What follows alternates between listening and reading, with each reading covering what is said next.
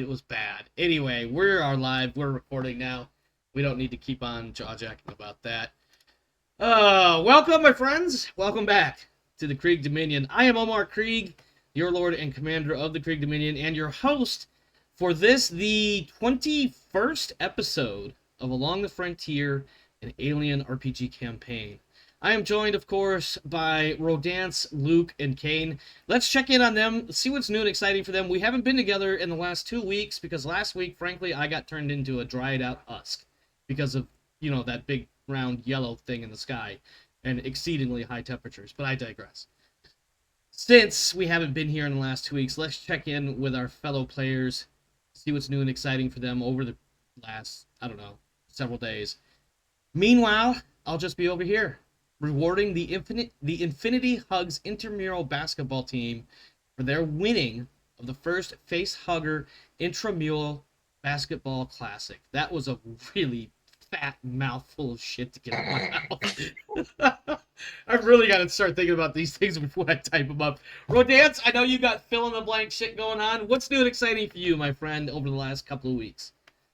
Well, a novel series that I've been reading, a light novel series that I've been reading, has finally announced the last book. I'm very sad because it's a really amazing book series. It's not Song of Ice and Fire, is it? That was a really bad joke. Sorry, go ahead. That motherfucker's gonna die first. I think he is too. As much as I would rather that not happen. Yeah. So, yeah, I'm actually talking about Ascendance of a Bookworm. She writes the light novels first, and then they're converted into manga, and she does a couple of seasons of anime for her work. So it's separated into these huge chunks, and I just picked up the second to last book yesterday, and I haven't had a chance to read it yet. And I've pre-ordered the last book that comes out in September. So I'm kind of really excited. I'm sad that it's ending, but I'm really excited to see where it goes because they left on such a bad cliffhanger at the end of the last book. Well, was it a bad cliffhanger or was it good because you really, really want to see how they were resolve taking it? over a country. Okay. Yeah, so it's exciting, and it's not Jon Snow being stabbed by six of his long list of things that's led to this being the only solution, or horrible things happen. Just as it's a painful cliffhanger to end on. So it was like, no, I have Speaking of and then it was more cliffhangers. No, there's the end. Let me tell you about this cliffhanger that our favorite author of all time had written, which was effectively a military commander stabbed 6 or 7 times by fellow military members and then left for dead as he, theoretically, according to some, wargs himself into the mind of his own wolf. Obviously, I'm talking about Game of Thrones books. George R.R. Martin. Yes, him. I'm trying to remember. Oh God, now I can't think of it. It's not a Dance of Dragons, is it? Is that the last book? Song, I don't know. I gave up halfway through the 3rd book because I couldn't bear to reread another description of somebody's cloak after 3 pages. Why do I have to read 3-page-long descriptions of somebody's clothes every time they show up? Yeah, I don't know. I can't do it. You know what's happening when they're not on them. Yeah, I guess. Yeah, I'm like, I can't do it. The way he writes is like he was paid by the word. There is no... Okay, look, I can read long-form books. I've read many of things. Like, I've sat and had to read the entire freaking Odyssey and all these other ridiculous things that repeat in the oral tradition. Like, I don't have an issue with the repetition. I have an issue with his writing style, pretending to be the repetition, except going about it poorly. Like, I've read things that I'm not a huge fan of. That was still just bad. Like, I think I write Twilight over those, and I've read them. Don't get me started on the sparkles. I prefer sparkling vampire writing. Yeah. And even though, okay, look, pedophile vampires aren't the bestest thing, but the writing she used made more sense than whatever George R.R. Martin was attempting to pull off. So I think George R.R. Martin decided that he wanted to do a little bit more Tolkiening. than he wanted to originally, and that's what happened with the rest of his books. Is that he had read the Lord of the Rings and was like, I can do that too.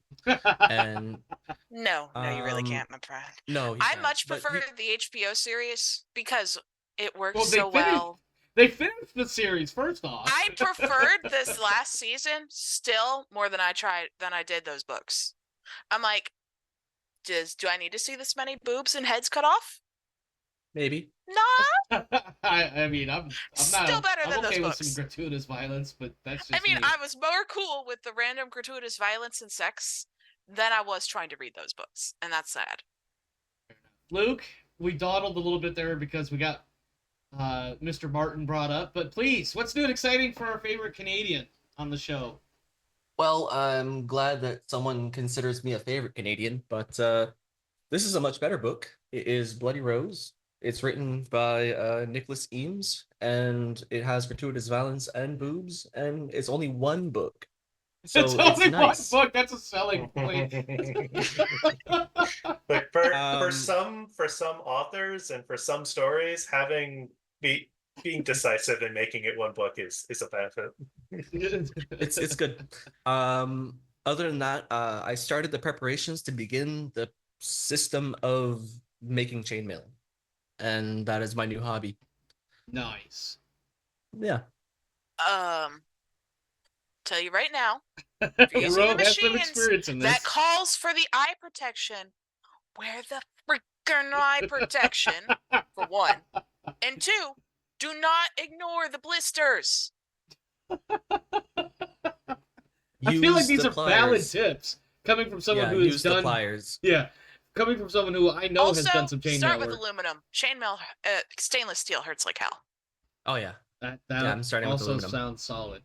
No pun intended there. It's the grip strength requirement. Yeah. The stainless steel requires so much more force to bend that it hurts your hands unless you have like the most perfect pliers ever.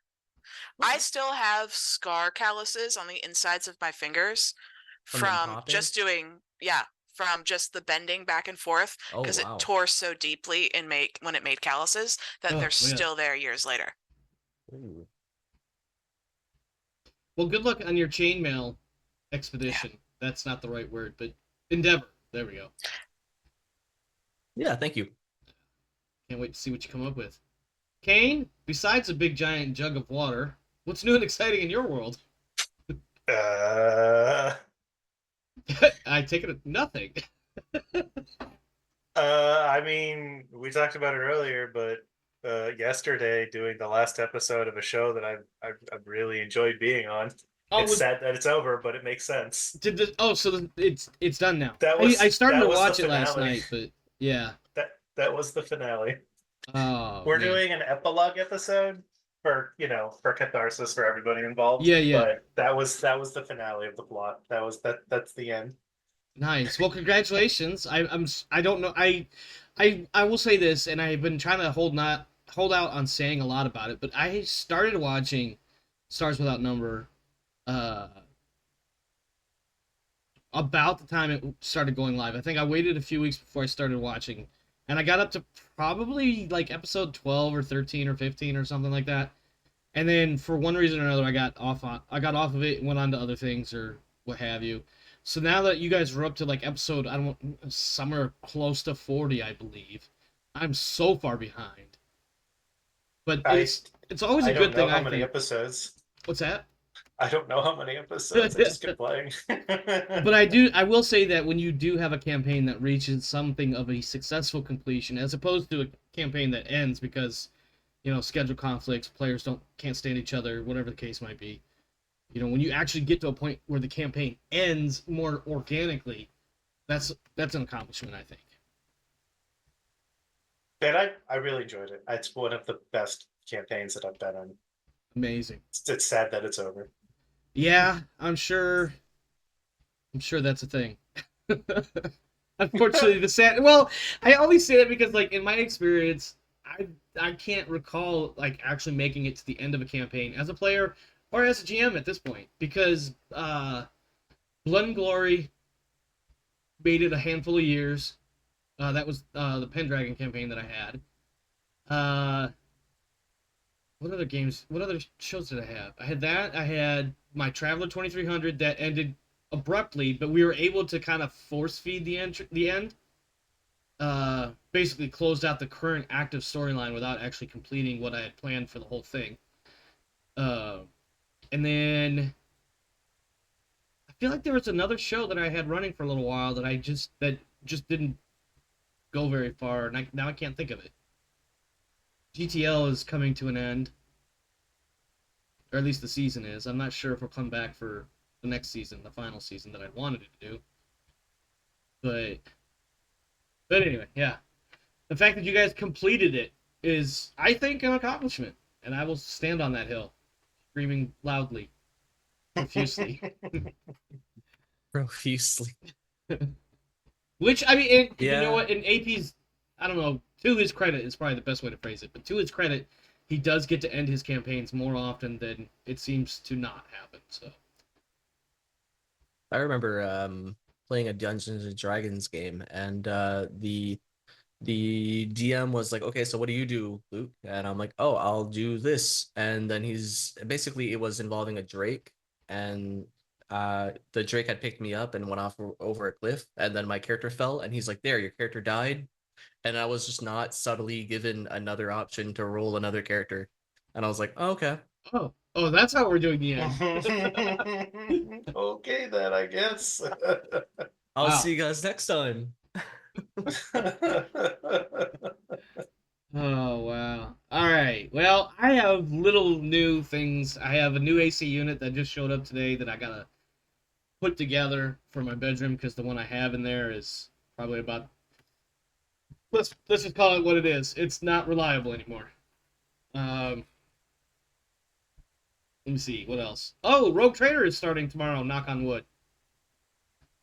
That's finally starting. Yeah. Maybe this time. Yeah, That requires everybody to actually have power, which is not a given with the current state of Texas. No, and I believe, well, definitely one, possibly others. I don't know. I'm not sure where. Let's see. I have a rough idea where Rodance is. Fohammer, I know where he is. Rev, I know where he is, and he's the one I know is in Texas. The other two, I'm not 100% sure, but I wouldn't be surprised if at least one of them was also in Texas somewhere. But that whole Hurricane Bella or whatever the fuck it was, Barrel. That's it. It was Barrel.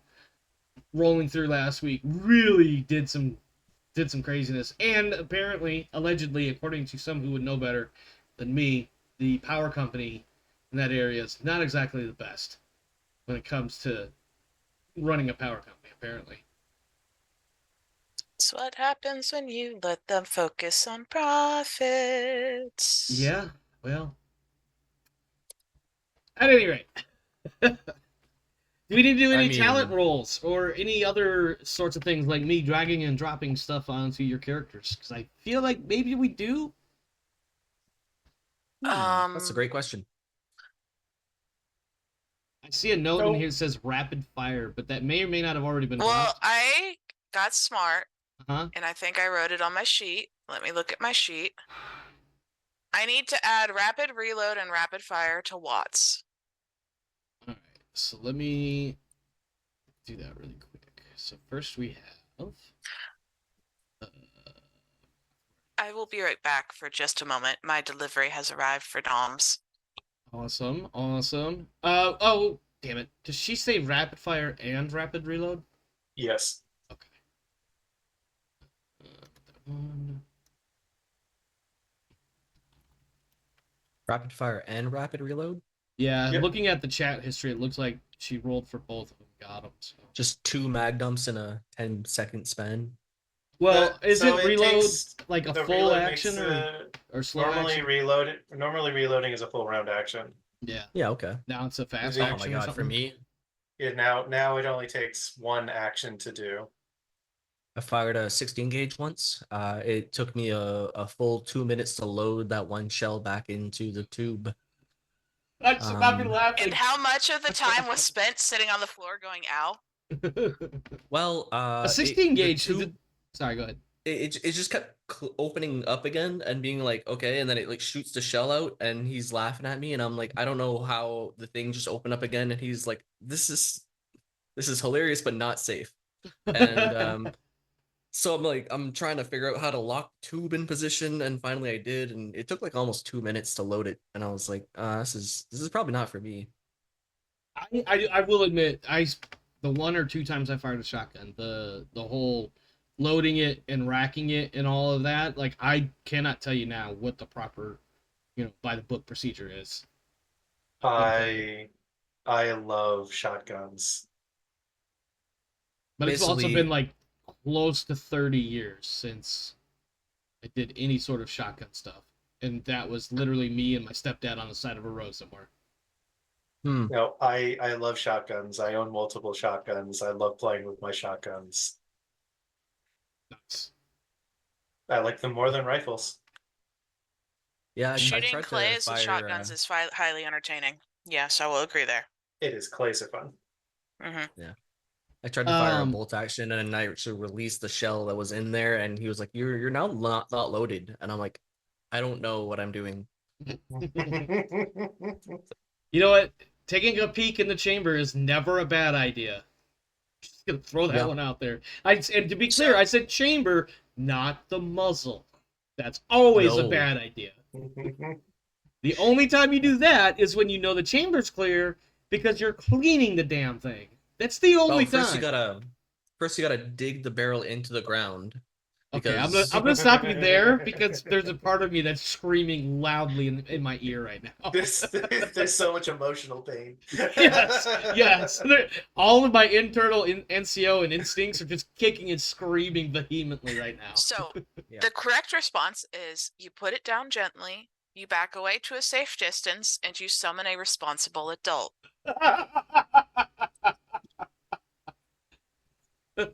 yeah, If you haven't noticed, your character sheet icons have been updated with your new ranks. I just wanted to throw that out there because I forgot that I had done that like 2 weeks nice. ago. I did notice. Anybody else need anything dragged and dropped onto their character sheets before we resume the actual bullshittery of playing this game? I am kind of scatterbrained, I'm not gonna lie to you. probably for the best. It's a good thing I have notes. This is exactly why I have notes to follow, because my brain is desperately trying to run everywhere. I'm going to assume that nobody is speaking up, so therefore nobody else needs anything added. If we do, we'll figure it out. So let's do on to the actual show. Previously on Along the Frontier, the team has returned to Tithonus and have completed their first of 3 days of rest and relaxation before returning to the fray that is quickly shaping up to be a nasty bit of business. Having received battlefield promotions, the team now makes their way down to the planet and the military facility proper in order to enjoy some well-earned and true R&R. So, if I recall correctly, based on what I've prepped myself for tonight, I basically took what I had prepped for last session's shenanigans and cut them more or less in half with where we ended last week. You guys are now on your way down to the planet. Let's just say you're actually on the planet. I think I briefly described what it was like. You're not going to the resort that you thought you were or had been prior. But there are still plenty of facilities to check out, interact with. There's the base exchange, there's movie theaters, there's bowling alleys. There is a hotel of some sort of accommodations for you. Let me check my notes. I know I gave you something. There is a hotel of sorts that you can use if you want to get a room instead of trying to stay awake and upright all night. Also, side note, things do shut down at various points throughout the night, so anywhere between midnight and 2 a.m. So you're going to want to get a room. Because obviously there's MPs roaming around making sure that drunken canes are not passed out on the side of the road. I just realized that I really did indeed buy Overkill last session. You did. I vaguely recall, but I do recall the conversation. I was looking over it and going, this is going to be funny. Yeah. For however short it lasts. Yeah. Yep. Because half the time she can't reduce her stress, so... Yeah. It's either that or be comatose. So, the ship has entered orbit and then descends. Or excuse me, I don't know why said that. The I guess you're going down on the Saturday the 14th. I don't know. You're going down to the planet surface. You're on the surface. It's pretty much up to you guys. You've got like basically a 24-hour stretch to do whatever you want. I believe you were given a safety briefing on the day prior. Let me see what my notes have to say. So the ship is entering atmosphere, dropping orbit, descending altitude, dropping from the sky, stuff like that. Yep, you are landing, have landed. In fact, I don't know. I was trying to read something when you said all that. Again, scatterbrained. I do apologize. I'm usually a little bit more with it than I am right now. Look, we are in an assignment that is going to be unique to your careers. If anybody asks you about what outfit you are with, you are still a gunfighter.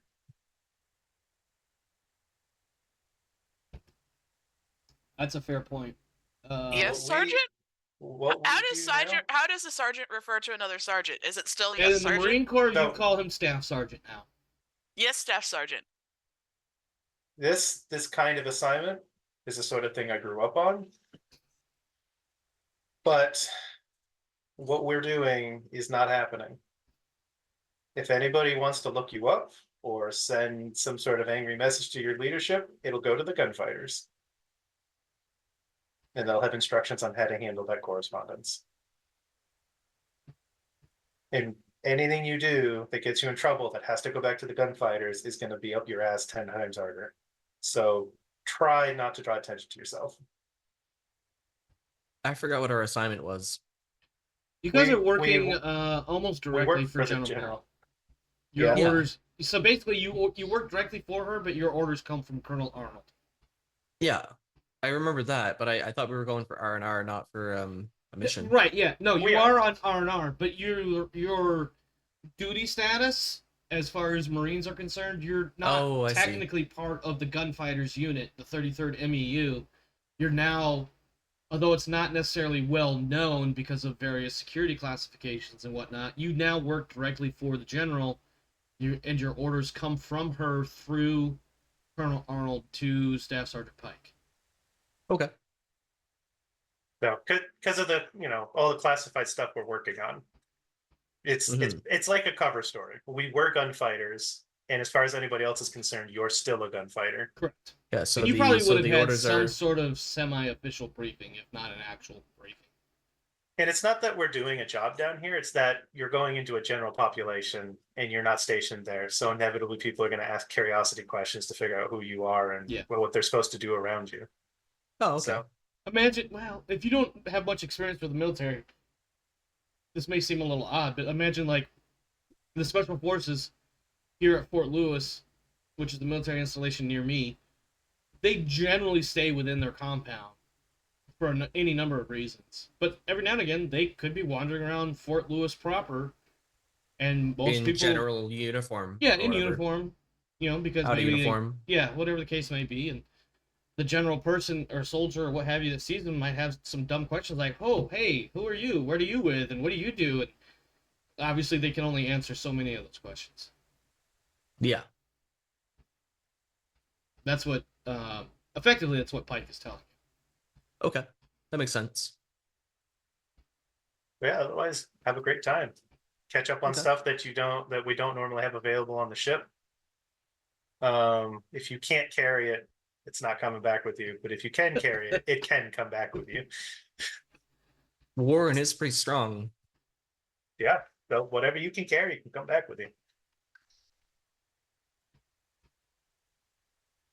You've also been given, of course, the standard safety briefing of Also, don't take away Pike from... is frozen. What's up? Pike is frozen into his interesting face right now. I don't know. For me, he's frozen. Oh, no. I've got all four of y'all moving, or all three of you moving. He is Oh, really okay. good at doing blank face and sitting still sometimes. Yeah. No, the he's in like halfway through a word right now on my screen. Oh, So- then yeah, then he is frozen for you. But the rest of us see him. Yeah, hear him the just beard, fine. if he's not laughing or smiling, it If he doesn't move, he easily passes for not being connected. Also, the way the way his monitor reflects off his glasses doesn't help with whether or not he, I can tell if his eyes are open. I think he did that on purpose, by the way. I don't know. I'm just kidding. Maybe. No, it's just the reflection. The glasses are awful. They're issue glasses, so I'm But taking you a need them, screenshot. so no coatings, no layers, and I'm a broke bitch, so I can't buy new glasses. exactly. You need them, and they're there. So therefore, that's it. But yeah, you guys have I think it's like 8-ish at night, so you've got at least until midnight before some things start to close. The local bars and stuff like that will be closing by 2. Base exchange might be open for a little bit longer if you want to go grab some snacks or what have you, but otherwise there's usually like what we would call them like shopettes that are basically like, the corner store gas station sort of deal. Some of them would have alcohol in them. As long as they're not all just stocked with ribbits, we're good. Oh no, the army doesn't do that on stateside. Ribbits. Actually, you know where to get a ribbit stateside now, at least in my experience? Go to the dollar stores. You can get them there, but you can't get them anywhere else, including on post. It's weird. It's so fucking weird. And you don't get the little ones. When we were deployed, we would get the 8-ounce ribbits. I think it was 8 ounces. But back here in the States, you can get a pint. You get 16 ounces. It's real weird. Yeah, it's really weird.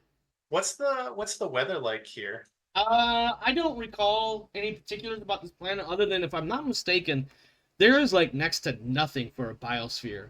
And the atmosphere is probably a little bit on the light and or dusty, grungy side, but like not much in the way of like industrial or chemical pollutant or taintedness. It's just there's not much living here. It's dusty. Picture Mars, basically, except you can kind of breathe in it. Okay. I think that's the vibe that I get from what I remember reading. I didn't put it in my notes, and I don't know where to go look for it in the book without taking more than 10 minutes to do it. So I think Pike wants to he'll go check in to get his room. He'll change into his PTs and go run the mountain. He's gonna run the mountain. It's fresh, non-recycled air. I don't know about fresh, but it is non-recycled. It's planetary fresh. It's not run through the filters. It's not millions of times on the ship. Yeah. It is 8:00 at night, so it's getting dark, or maybe it's been dark. I don't know what the actual tilt. He'll put on his regulation reflective belt. His reflector belt and the little headlamp. Yeah. God, I'm having so many flashbacks right now. But he wants to enjoy being able to not run in a small circle down the decks of the ship. Yeah, no, that's totally fair. And breathe air that's not the same air. I think with minimal effort, you can find a hiking trail of some sort that is, if it was back on Earth, it would be clearly marked. There'd be all sorts of, I'll say, commercialization of it, if that makes any sense.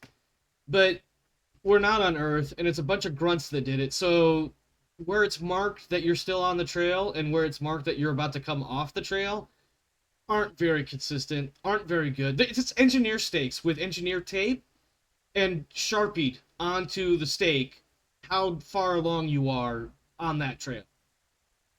I think you'll get all of that reference. Yep. And it's about a 6K route, circuitous, changing elevation some, but there is a couple other trails where if you really wanted to, you could probably go all the way up towards the top, but it's also, you probably see a couple of signs, or maybe you can do a little bit of digging before you get started, that if you go on anything that's longer than about an 8 or 12K run, it's going to take you most of the night, because it's not really going to be a run. It's going to be more of a expedition. It's a mountain, for fuck's sake. No, he just wants to go on a nice, relaxing 6K and then go to bed. Okay. Wow. Pike not consuming alcohol while on leave. That's weird. Yeah, there's a lot on Pike's mind. This run is to help him clear his head. Decompress, literally, perhaps. But Dance. I'm sorry. Go ahead, Kane. well, it's just he's with our change of assignment. He's concerned that there's a new level of preparedness that he's got to try to get into these Marines. A new level of fuckery to deal with. Yeah, there's a new level of there's a whole new level he's got to deal with now with these people. He's also concerned about the team that attacked Wescott and Watts. Yes. He's he's upset that that fight happened. He's upset that as many of them died as did. He's not. He's chalking it up to like fog of war, confusion of orders. Obviously nothing intentional happened there. It's regrettable, but it is regrettable when something like that happens. Well, for clarity, but also for the viewer, those individual AWSs that you guys ran into, that Westcott ran into, they were in civilian attire. They were not in uniform when that attack happened. Whether or not that means anything that Pike can figure out is, it remains to be. It just is. Like, you don't know if that means anything. They could have been acting on their own. It could have been confusion because of the fog of war. It could have been some bullshit from somewhere else. Pike can't, I'm sure, unless he wants to make a roll or something for it and dwell on it, it's probably just one more piece of the puzzle that doesn't make any goddamn sense. So it's easy to cast that piece of puzzle aside if you want. Well, he doesn't. He grew up in this culture. He's not going to ask questions he doesn't need to ask. He's chalking it up to, some normie somewhere got their wires crossed and gave conflicting orders, and that makes sense. It's a weird place. We're doing weird things. And he's also on the run thinking a lot about the creatures that we've encountered. Ooh, what is Pike considering when it comes to the xenological forms that you guys have encountered?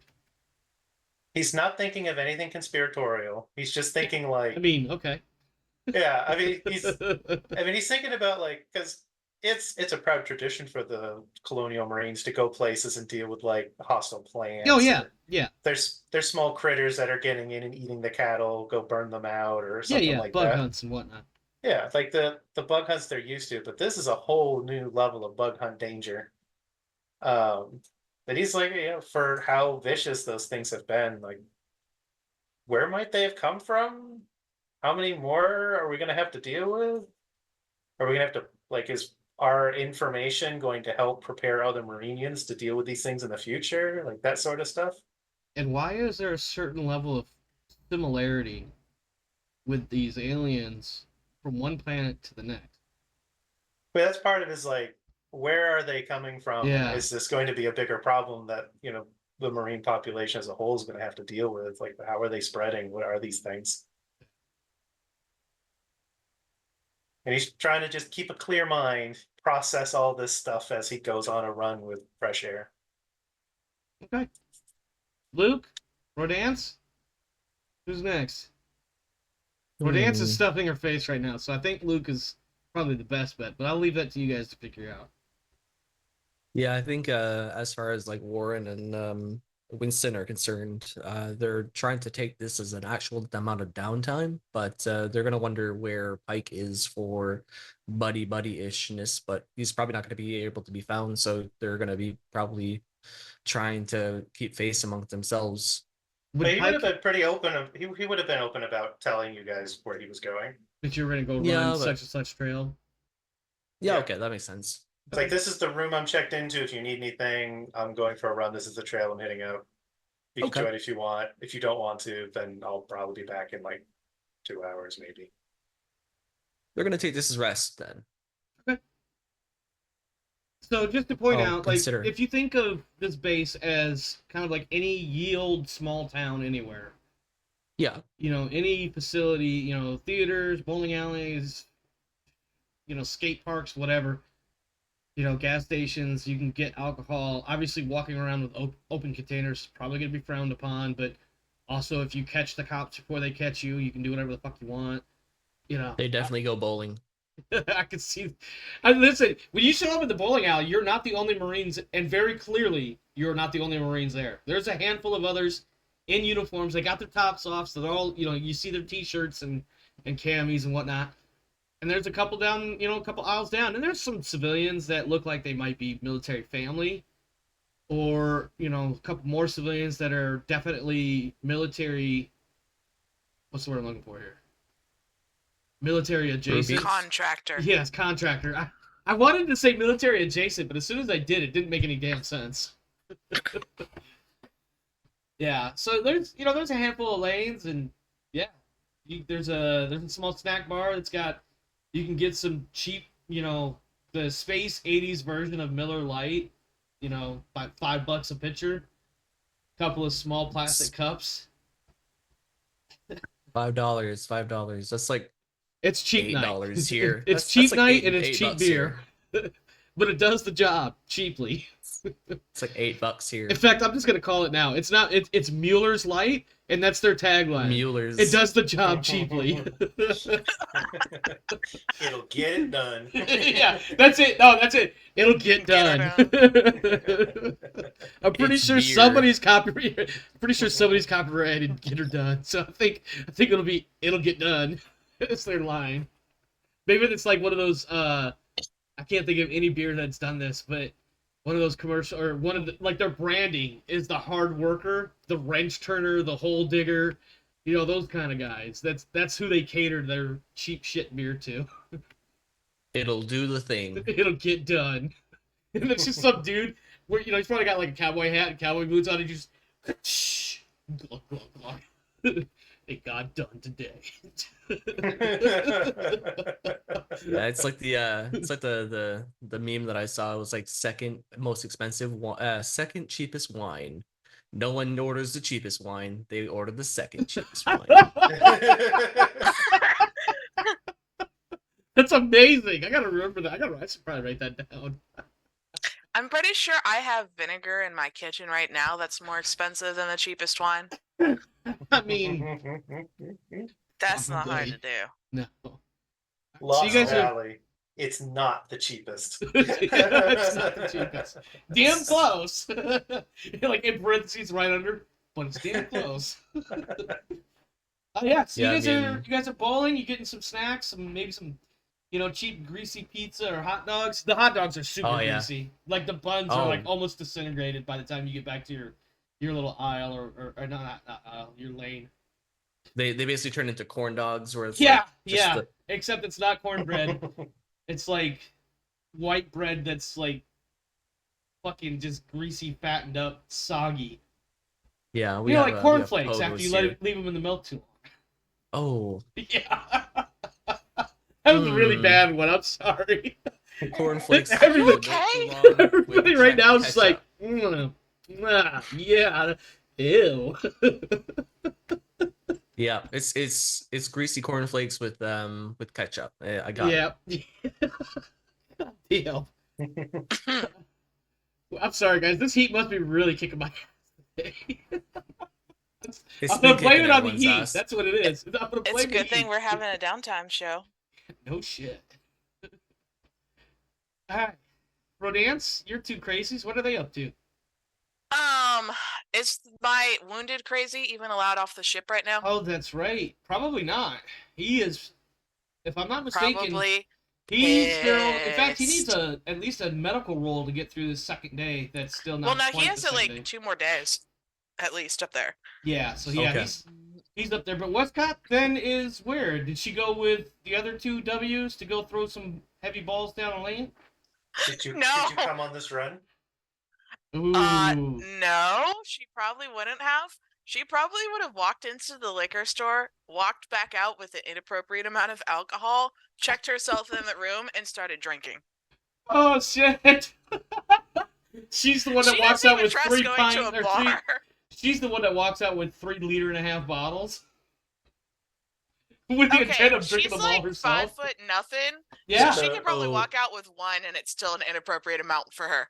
Walking out with the So plastic Wescott is, jugs of The rum. plastic jokes of military special. Yeah. So Wescott is doing overkill on alcohol right now. That's what she's Yes. overkilling. She is just gonna sit in her room and go, drink. Drink? She's got the red. Why am I pouring glasses? Drinks from jug. Oh shit! Spilled it all over your. She might buy two just to prevent that. Yeah, exactly. I'm picturing instead of the red solo cups, she's got the red shot cups. Yeah. Got a whole I hate those sleeve of cups. like 50 for $8. Yeah. And then she probably just turns on the equivalent TV show to cats watching squirrels. You know, so- like those like cat videos yeah, so where it's wait, I just think cat like animals or nature I background think what noise. you get is you get this like a live feed, or maybe it's a recording of a live feed from somewhere, not necessarily Earth, but some Earth-like planet, and it's just a God. shot. Oh, I have such an idea. Go for it. It might be better than mine. Because Go for it.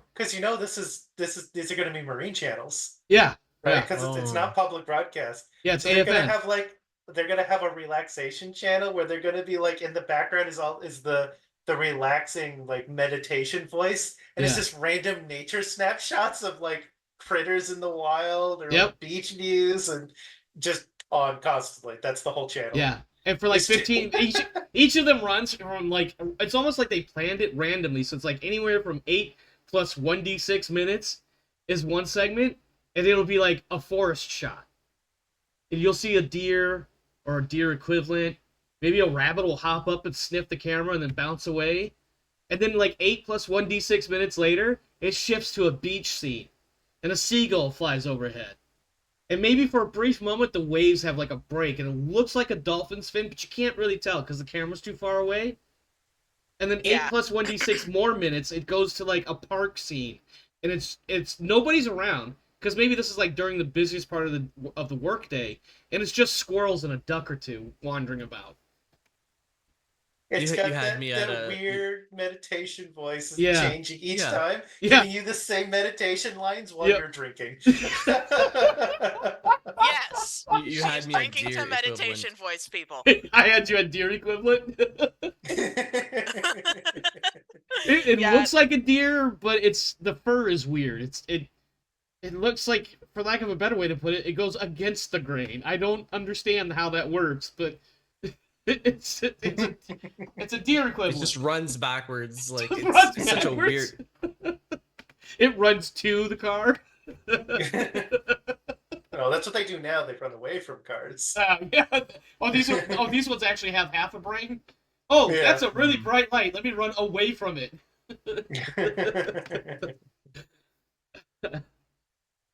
All right. Is Pretty anybody much. getting into anything else for the evening? Otherwise, you have all night. You have all the way until 1900 the following day. It's now approaching midnight. Who's still up? Who is still up, and what are you doing?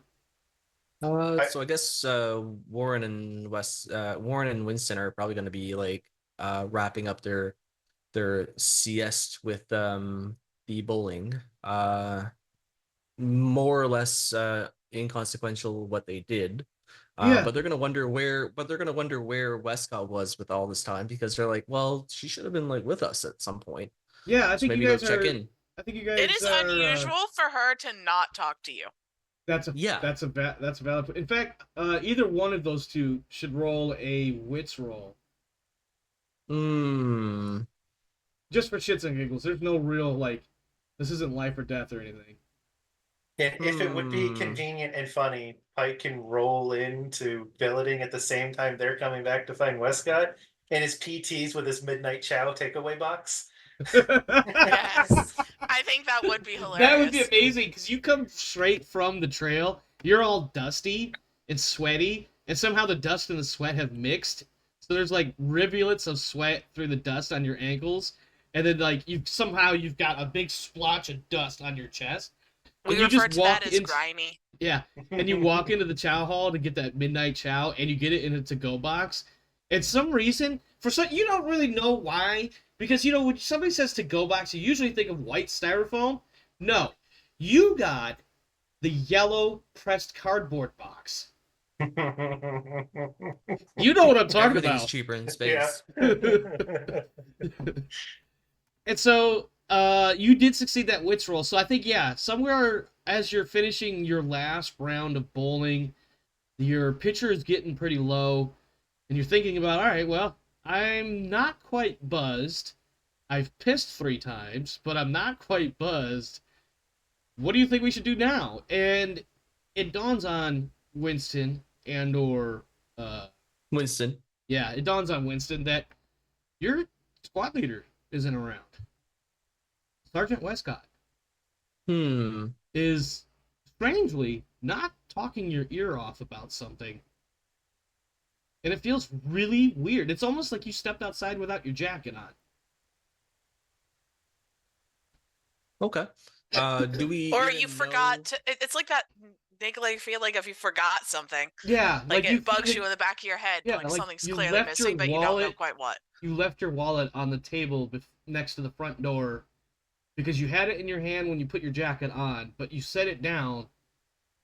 I don't know. Listen, I'm fucking spitballing here. You get the idea. Yeah. Yeah, so I guess do we even have an idea where she might be located? I feel like you I guys don't would even all at think so. least know which building is the hotel that you are all in. Building, yeah. If not but, necessarily like- the same room. And you could probably go to the front desk and be like, hey, we're all in the same squad. Can you tell me where Sergeant Octavia Wescott, what room is she in? So we're not doing we could still do a hangover and try to find Westcott. Because I wonder Are if you making she a stayed hangover in the room. movie reference right now? Yes. Okay. It's been too long since I've seen those movies, so I had to make sure. I was literally just thinking about that earlier today. I'm like, wasn't that like a movie at some point? And then where was that guy? In And the I ice for like an chest. hour. They Yeah. put him in the ice chest. Because cocaine's a hell of a drug. No, but like for like an hour, I was like, where was that guy anyways in the end? And I had to play through the whole movie to like figure out how that movie ends. And I'm like, oh my god. All I remember is something about sometimes if your heart stops, you just need a little bump. God, read a book. What's that guy's name? Kim Jong or something like that? Fucking hilarious. I don't know. Anyway, Yeah, but I feel like It's Ken Jong. Ken I Jong. think. Okay. Yeah. I think it'd be and, funny that they're at the desk asking for her room when Pike comes in, like his sneakers are squelching a little bit. He found the one wet spot on the trail. Yeah, and he's got his box. And he sees the two of you. Take it away. This is your guys' show, more or less. Hey, you're back. You're missing someone. Yeah, we're trying to find her right now. We're not sure where she might be. So we're asking the desk here to see if they know which room she checked into. And you don't join them at the desk. Yeah, so yeah, as we were Seeing saying, as were we looking probably for- all got our rooms at about the same time, it's probably obvious that we're in the same house, in the same hotel. Yeah, Yeah, probably. the hotel desk guy, he's gonna be like, yeah, I remember you guys. He looks at the 3 of you that are here now, and he's like, yeah, thinks she's still upstairs. Here's the room number, 228 or whatever. 28. It would not surprise me if they shoved us into the same hallway. Probably. I feel like if they had the opportunity to put you guys in adjacent rooms, that would be the smart way. Because not only are you guys Marines that are clearly in the same unit, you kind of have this air of not being the same as most of the rest of the Marines. It's just not obvious. There's a certain... And I think he's intimating some of those things without actually saying any of those things, that, like, it's obvious you guys are together, but I can't place exactly why or how, but you're not your standard line Marines. You just don't ask questions to the creepy, scary people standing at your front desk. No, and he's not. He's just like, yeah, I think she's still upstairs. I'm not sure.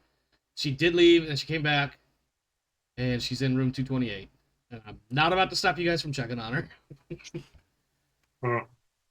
I'll turn to start heading towards the room. All right, so we get to the door. I'm gonna cast Detect Magic. I'd like to roll perception for traps. It's just a door, guys. It's just a door. Is it locked? I don't know. Try the handle.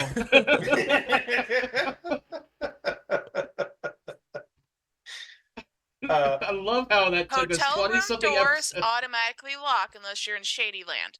This is a fair point. Yeah. So And if they don't lock automatically, you turn around and then lock them and then wedge them. Let's stick a chair in front of him. we knock on the door. Yeah. Okay, Probably so scare the shit out of Wescott. how, Sorry. how drunk is Wescott at this point? How drunk Because do you it's want him been to a be? 4 solid. At least She 4 will hours. be You Honestly, probably, I think, It's sunk in. yeah, I think you're like 2 to 3 hours in, and at this point, it's really how drunk do you want to be / how many times has she taken a shot? she will probably just you could probably hear her like stand up because she stumbles into something, and then walks to the door, You hear plastic opens cups and it. stuff instead of glass cups and stuff. and I just open the door. Very drunk and mostly standing, but only sort of. Can you tell me your name? She just goes, "Yes, Staff Sergeant?" She's not dying. Well, she's coherent. She did not answer the question. No, she did answer the question. The question was, can you tell me your name? And the answer was, yes, I can. It's kind of an answer, yeah. That's just maybe not the answer most would expect. That's still a coherent answer. When was the last time you ate? What was the last time? Did you eat dinner? Ooh. No, she went straight from off the ship, getting a room, getting alcohol, going back, drinking. Well, no, because dinner was served on the ship, unless you got something to eat while you were off the ship, No, the last time she ate would have been on the ship at the appropriate designated mealtime. which would have been about dinner time, roughly 6 hours ago.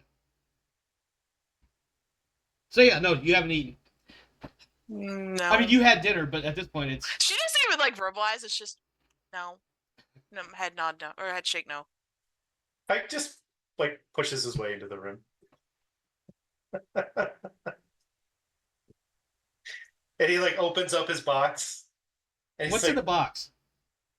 he's got like a whole big ass thing of hash brown and like 3 omelets and like a whole bunch of toast all like squeezing into the rest of the open space. You know, I'm not gonna lie to you. I was picturing the army version of yakisoba, which is basically spaghetti noodles and ground beef and some spices and maybe some chopped up celery. No Naparu? Oh. I'm assuming he's like has like a box like this big. Oh yeah. It's and whatever it is, it's probably filled to where it can only just barely close, and he's probably got his hand on the part that keeps it closed. He's gonna like look around. He's gonna drag the like the nightstand over to like so it's down towards like more closer to the middle of the bed. And like when he gets to the point where cables are becoming a problem for like the lamp and the clock, he'll just unplug them and then just like keep moving the nightstand over. She's just been sitting here drinking from one of her multiple bottles of rum, watching meditation TV. he looks over at the TV and says, "That's some bullshit." Flips it over to a movie or something. Puts the box down, hands her a fork, and says, "Eat." The movie that comes on is reminiscent of The Godfather, but for copyright reasons, it can't be The Godfather. So let's call it... The Devil Mother? No, let's say it's The Neighborhood Dad.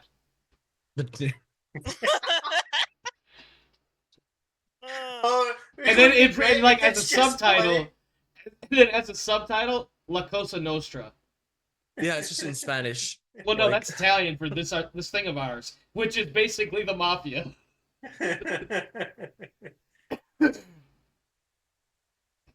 Yeah, he pops it down. He hands you a plastic utensil. And he says, "Eat." On the screen is a few people in what looks like She a is dinner probably scene. very confused. She looks at fork, she looks at toast, she looks at fork, she looks at toast. She picks up toast, puts it on fork, eats toast off fork. On the screen is three middle-aged men wearing button-down shirts, very cleanly well-dressed, short-cut hair, clean-shaven, having what looks like a dinner scene, and there seems to be a plethora of pasta and meat sauces involved as they discuss what sounds like business of some sort. Winston and Warren actually sit down on the couch and start watching the film. You want to see what more bullshit I can have them, don't you? You sick son of a bitch. No, you don't have to add any more to it. They're gonna get like really engrossed and like comment on it weirdly and try to get like and try to get like Wescott to like jump into the movie with them and be like, come on, like this is a really good movie. You gotta be paying attention. You gotta the subtle nuances that are in the dialogue. Oh my god. Did you see that subtle eyebrow raise on that question?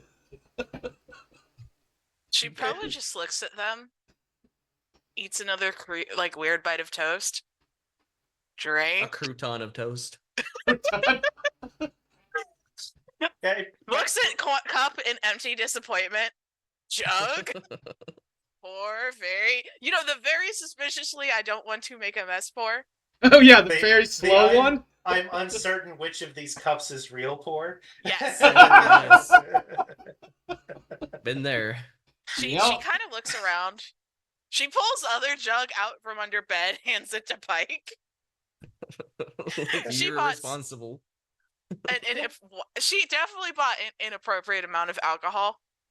Yeah, Pike, She probably you're would have looking given at- herself alcohol poisoning a couple times over if she actually drank all of it. Yeah, Yep. Staff Sergeant Take Pike, the you're jug. looking at like 3 liters worth minimum. Probably 4 or 5. You've got like a solid gallon of some pretty potent, generic-ish whiskey in front of you, scattered throughout this room, that this young lady, half your size, has purchased with what looks like the initial intent of consuming it all herself. Yeah, we're gonna take one of those and hand it to the two guys on the couch. I'll take the one that was gifted, and like he takes the one that was gifted and he puts it next to himself, and she'll like pour, and he'll start drinking from her jug. She probably will have that moment if she looks around, pulls another one out of the bed, hands it to you, forgetting that she's already done it. Yep, meanwhile, Winston and Warren are just watching the Neighborhood Dad movie, and they're just engrossed at this very slow but very long, but apparently very good movie. It's mostly people Very. eating various pasta meals at various different places. Very adequate movie. Yeah, and then like maybe sometime around like 1 a.m. there's a brief gunfight. And it was mostly somebody driving by and shooting out windows because they were arguing about the current zoning laws. So, liquor alone, huh? Are you actually expecting an intelligible answer out of her? No, but he's making a token effort. It was quiet. The most ridiculous answer she could come up with is it sounded quiet. Hmm.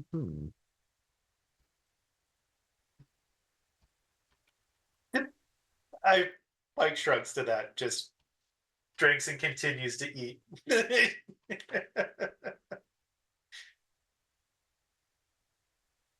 He does not have the awareness to.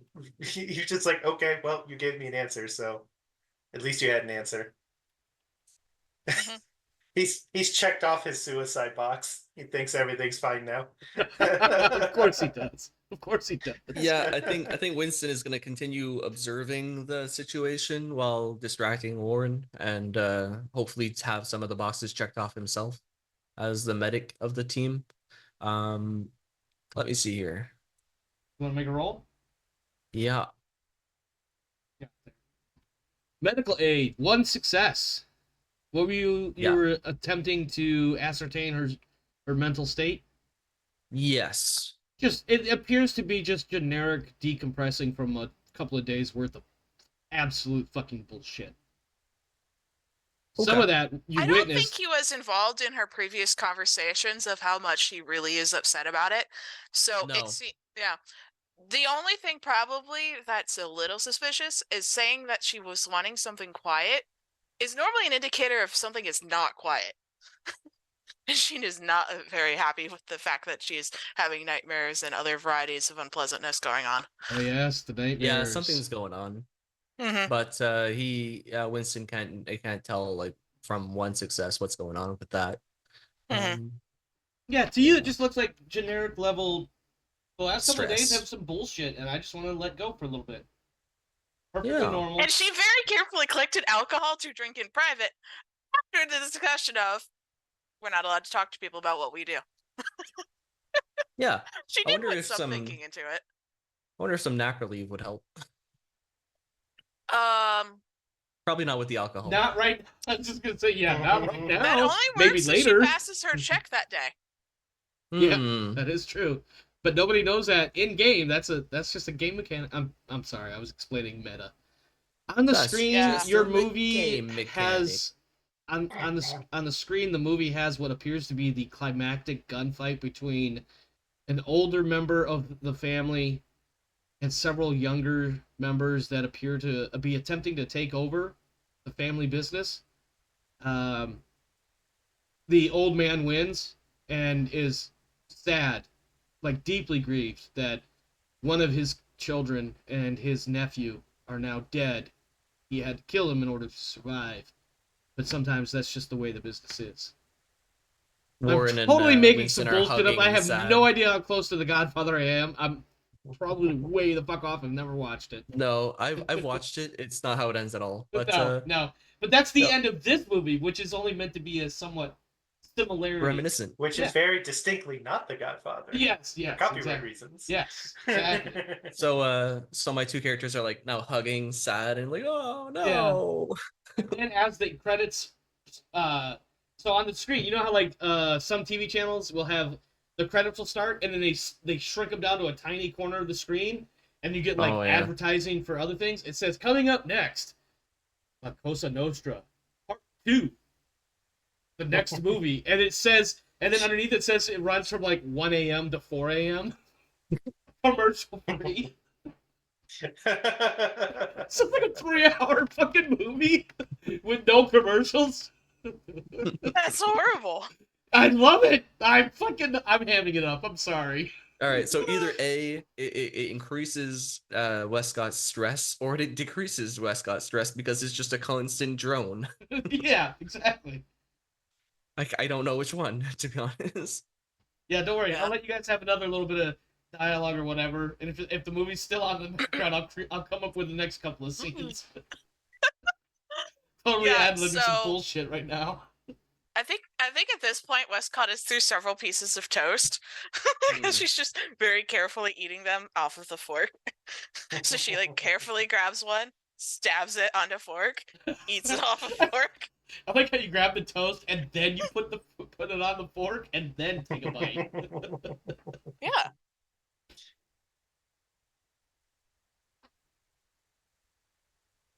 What else? It's up to you guys. I'm kind of letting you run with it. We have a lot Yeah. planned. I mean, let me be clear. I've got plenty of notes for what happens between now and the end of downtime / start of the next actual mission. So Yeah, I unless you think guys at want this to point, progress the time, it's up to you. I think at this point Westcott has finally caught on, so she's now pouring Kane drinks too. Hands him drink, drinks drink, eats Oh. a piece of toast, You caught on pours that. another drink, You caught on pulls out a fresh cup, pours one to another one, hands it to Kane, drinks her drink, eats another piece of toast, and that just continues until the toast runs out. It's called routine. Yes. Are you trying to drink for the entire time, or are you trying to put yourself to sleep? She is drinking to knock herself out, not drink indefinitely. If he asks that, like he just flat out asks, like, "Are you trying to drink yourself out, or are you trying to drink all day?"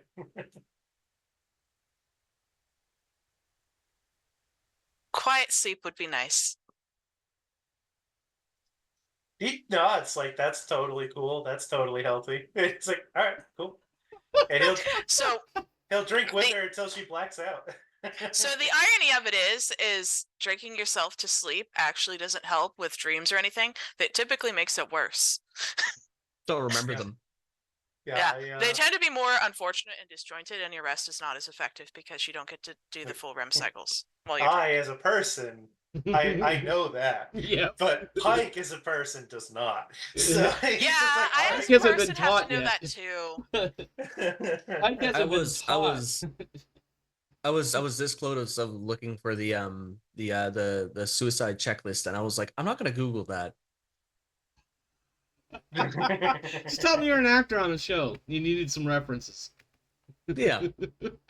Not doing that. I actually came across something like that. Somebody was talking about God, what was it?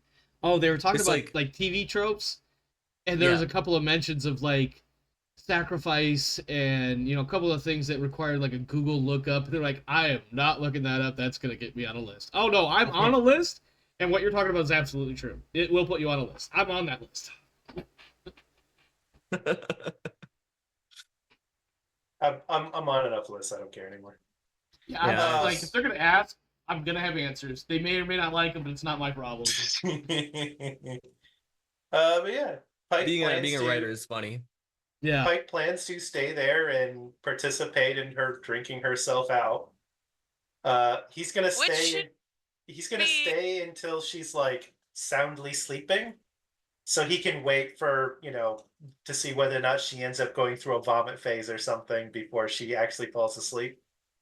So he can make sure she doesn't drown in her puke before they leave. Do you start watching La Needs to be Costa Nostra operational. too? Yeah, he's been watching it. Okay. I think the second movie begins with the closing of the funeral for the son and nephew, and the old man meets with his, we'll say, sister-in-law, the mother of the nephew, and they all this big family dinner thing at some local restaurant, and it's just tears. Like, there's just a lot of emotional outpouring, and I don't want to say regurgitation, but it's the first word that comes to mind. It's just like they keep feeding into each other in an emotional event, and everybody's talking about the good times, talking about the bad times, but how it was really actually a good time. And they're just eating and eating and eating, and there's a little bit of drinking. There's wine everywhere. There's pasta everywhere, meat sauces. Occasionally a salad just to break up the monotony. And it carries some of that same dialogue-driven plot from the first movie. There's not a lot going on, like, visually. There's not a lot going on action-wise. It's just the conversation that drives the movie forward. And eating, of course. Because that's what you're going to... Yeah. Who's going to sit down and just talk? You got to do something while you're talking. Why not eat some pasta? That sounded kind of horrible, but you get the idea. Or stick toast on a fork. Or stick toast on a fork. I'm gonna laugh if it's just a big DiGiorno like commercial. Yeah, so this goes on for like the first 20 minutes, and then back to you guys. What are you guys doing? I think at this point, Wescott might be getting droopy-eyed. Yeah, Wescott is probably blackout drunk and about ready to pass out. Yeah, if she remembers any of this, I will be thoroughly impressed, frankly. All right, Winston. Does she go through a vomit phase before she passes out? No, vomit phase is generally 3 hours in once the alcohol starts processing. I mean, you've been drinking for 4 hours plus the time we Oh, sat yeah, through that's a movie and true. started the next one. I mean, You've she had plenty wasn't of paying time any to stop attention to that puking. movie She will whatsoever. probably get up and then puke and then come back to bed. Because that's just Make a stamina the roll. inner Let's see how this horror turns of out. having done that. It's so much better to get up, puke, and come back to bed. Make a stamina Oh, roll. yeah. Let's see if you catch yourself in time. This is Uh, horrible that I'm making you roll to see if you puke in bed or not. Yes. I'm pretty sure that these people know what's going on, and even if it isn't All three obvious, of them there's are definitely watching. Like, Well, the- no, I'm talking about the hotel. I'm sure there's Oh. like waterproof mattress protectors on all this shit. It's Oh, the Marine Corps. It's the Marine Corps. Of course they have mattress covers. Yeah. I was thinking, like, as soon as she starts to, like, heave, Pike would I just don't remember nonchalantly why I reach have over. stress, but I'm not sure if I've had time to properly. You have not. I don't think you have. I'll tell you this though. You have been attempting to decompress, and you didn't put yourself into a I want to kill the world or I don't care about the world, whatever it is. So yeah, I don't think she's you're panicking, getting to and she that might point. drop a stress. That's what I was gonna but- say. You could go ahead and take one stress point off because you are attempting to relax. And actually, in some strange way, having the rest of the team here, even though most of them are paying more attention to your understanding to this dumb movie, that you're actually kind of relaxing. You're not really sure, but you are reducing some of your problems somehow. You're seeking some kind of peace and, like, stress release, and your team came to you. Yeah. Especially after Pike's whole, like, you're not part of this team yet. I He can brought get you rid food. of you. And then you I think- guys had he got that rage in you, and now he brought you food, and the rest of your team showed up. You're now part of the group. And I think Wescott missed that it wasn't even that he brought food for her. He brought food that he was going to eat later that he ended up giving her. She misses all of that. All she knows is that, oh, that's cute. My section leader brought me food. All right, so She'll probably realize when she is not. Oh yeah, blackout when you drunk. wake up in the morning and you think about what you can remember and everything, that's when it'll click. Yeah. That you just ate this man's post-run munchies. And there's no way she can eat even a third of his amount of food.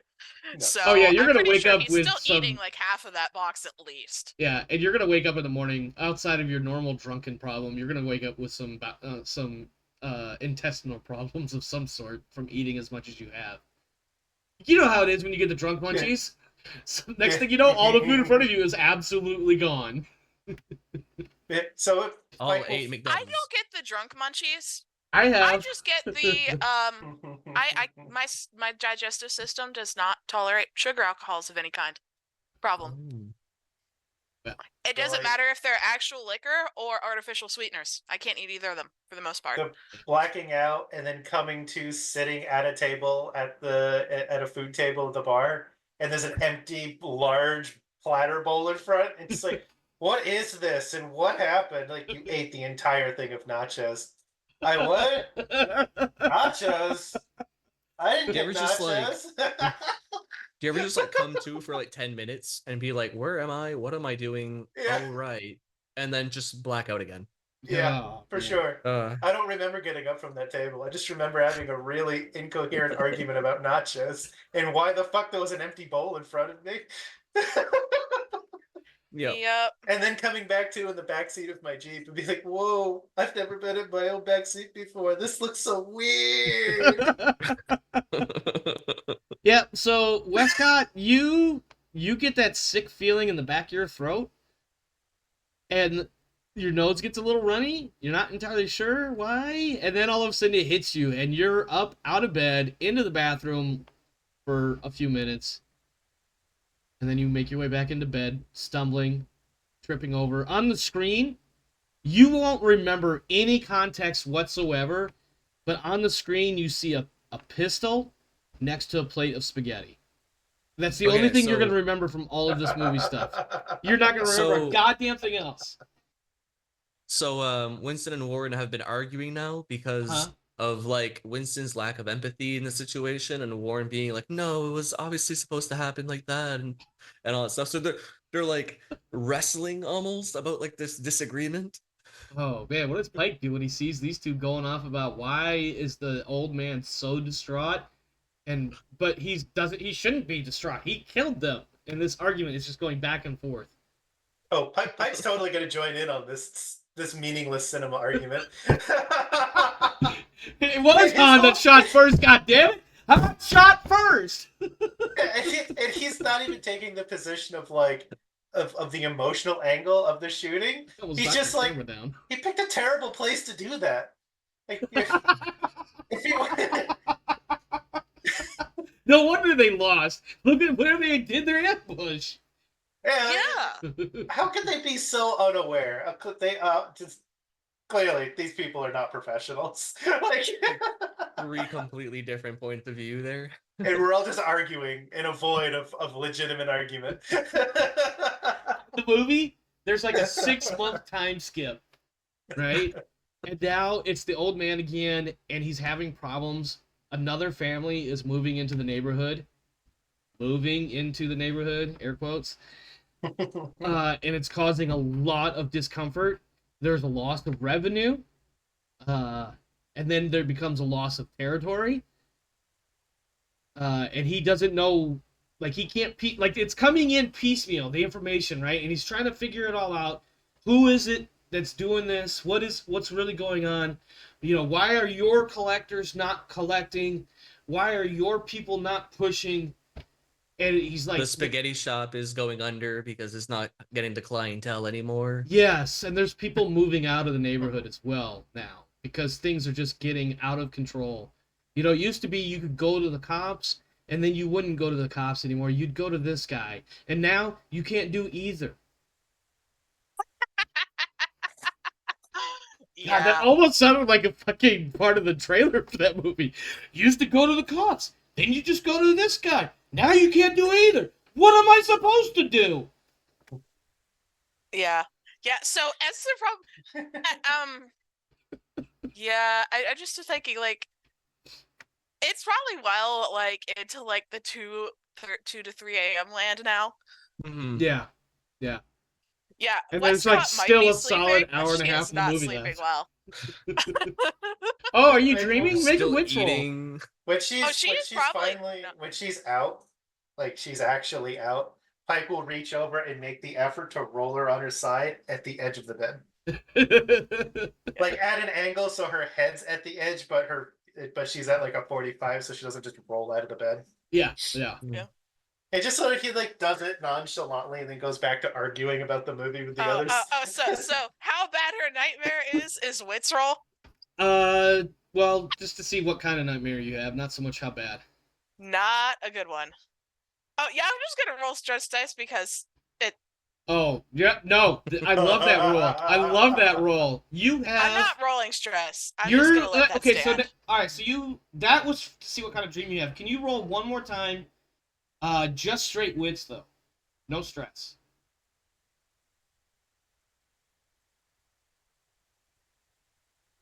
Okay. Bad. Yeah, it's really bad. Trying to drink herself into solitude and instead drinks herself into an unescapable nightmare. Yeah. So the problem is you have this horrific dream. You are in what feels like a concrete forest. You bounce off of a tree. You're being chased. You know you're being chased. It's behind you. You can hear the footsteps, and they're coming quick. You can hear it breathing, but it's almost like a mechanical breathing. Not Darth Vader mechanical breathing, but like... No, just a scary dude in a power suit. Yeah, exactly. And every time you look back, you can't see it, but you know. Like, this is like Sixth Sense. You know. It's there. It's close. It's coming. And you bounce off of a tree, that tree absolutely does not give in a way that a concrete wall would not give. It's really weird feeling. The sun, at first it's almost dark out, like pitch black. But at one point you see what looks like a sliver of light starting to blossom on the horizon, past the trees. And all these trees, they're dead. They're bare. There's no leaves, no real branches that don't stick out more than maybe an inch or two, right? The sun rises. It's not a yellow sun like ours. It's a red blood red. I'm starting to push a little bit into Warhammer shit here. Like, it is a blood sun rising. And the amount of light it puts off is incredibly faint and dim. But it makes the shadows of these trees, and you see your own shadow, it makes it like anime pointed. Like, none of the angles look quite right, but yet they make perfect sense. And it's scary as fuck when you see your own shadow as nothing more than a collection of long, skinny triangles coming from your body. And as you And I'm still probably being chased. yeah, by oh yeah, creepy and you're things. still being chased because you look, and there, this close to your face, when you turn around, is a xenoform. Or xenomorph, whatever the fuck they're called. Its mouth is right there. You can feel its breath on your face. You feel its saliva hitting you as it breathes out. And that little mouth, right as you wake up. Yeah, she's probably definitely screaming. In the movie, Okay. there's a very tense moment. It's the old man. And he is making his way through what appears to be some sort of warehouse. But he's being slowly stalked by a pair of, let's call them hunters, for lack of a better word. They're not hunters in the traditional, long scope 22s or anything like that. These are enforcers from the other families. Exactly, yeah. They're business suits with Glock 17 hunters.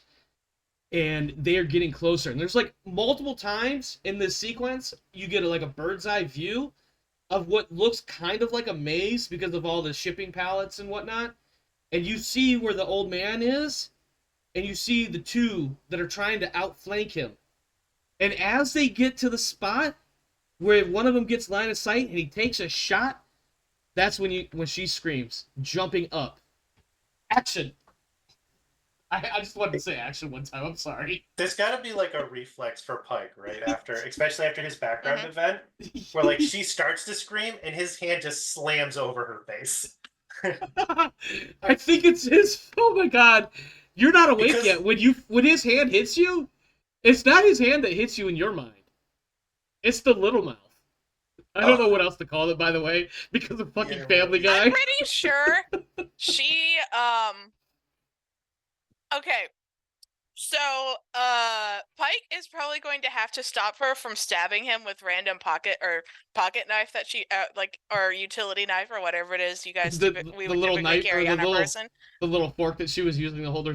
No, she probably should have been. She probably has the generic multi-tool utility knife she's about to stab him with, drunkenly in her sleep. Oh, I think at this point, for this moment, you're not drunk. The adrenaline and the stress has pushed a lot of that alcohol out of you, and you're sweating profusely at this point. Because for about 4 seconds, that's not Pike's hand on your face as you're screaming. It's the alien's little mouth just smashing into the side of your head. She definitely is going to attempt to stab Pike's random arm that is in her face. Make your close combat at a -2, because laying in bed, odd angles, etc. Yeah.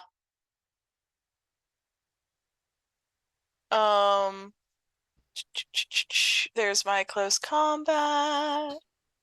-2.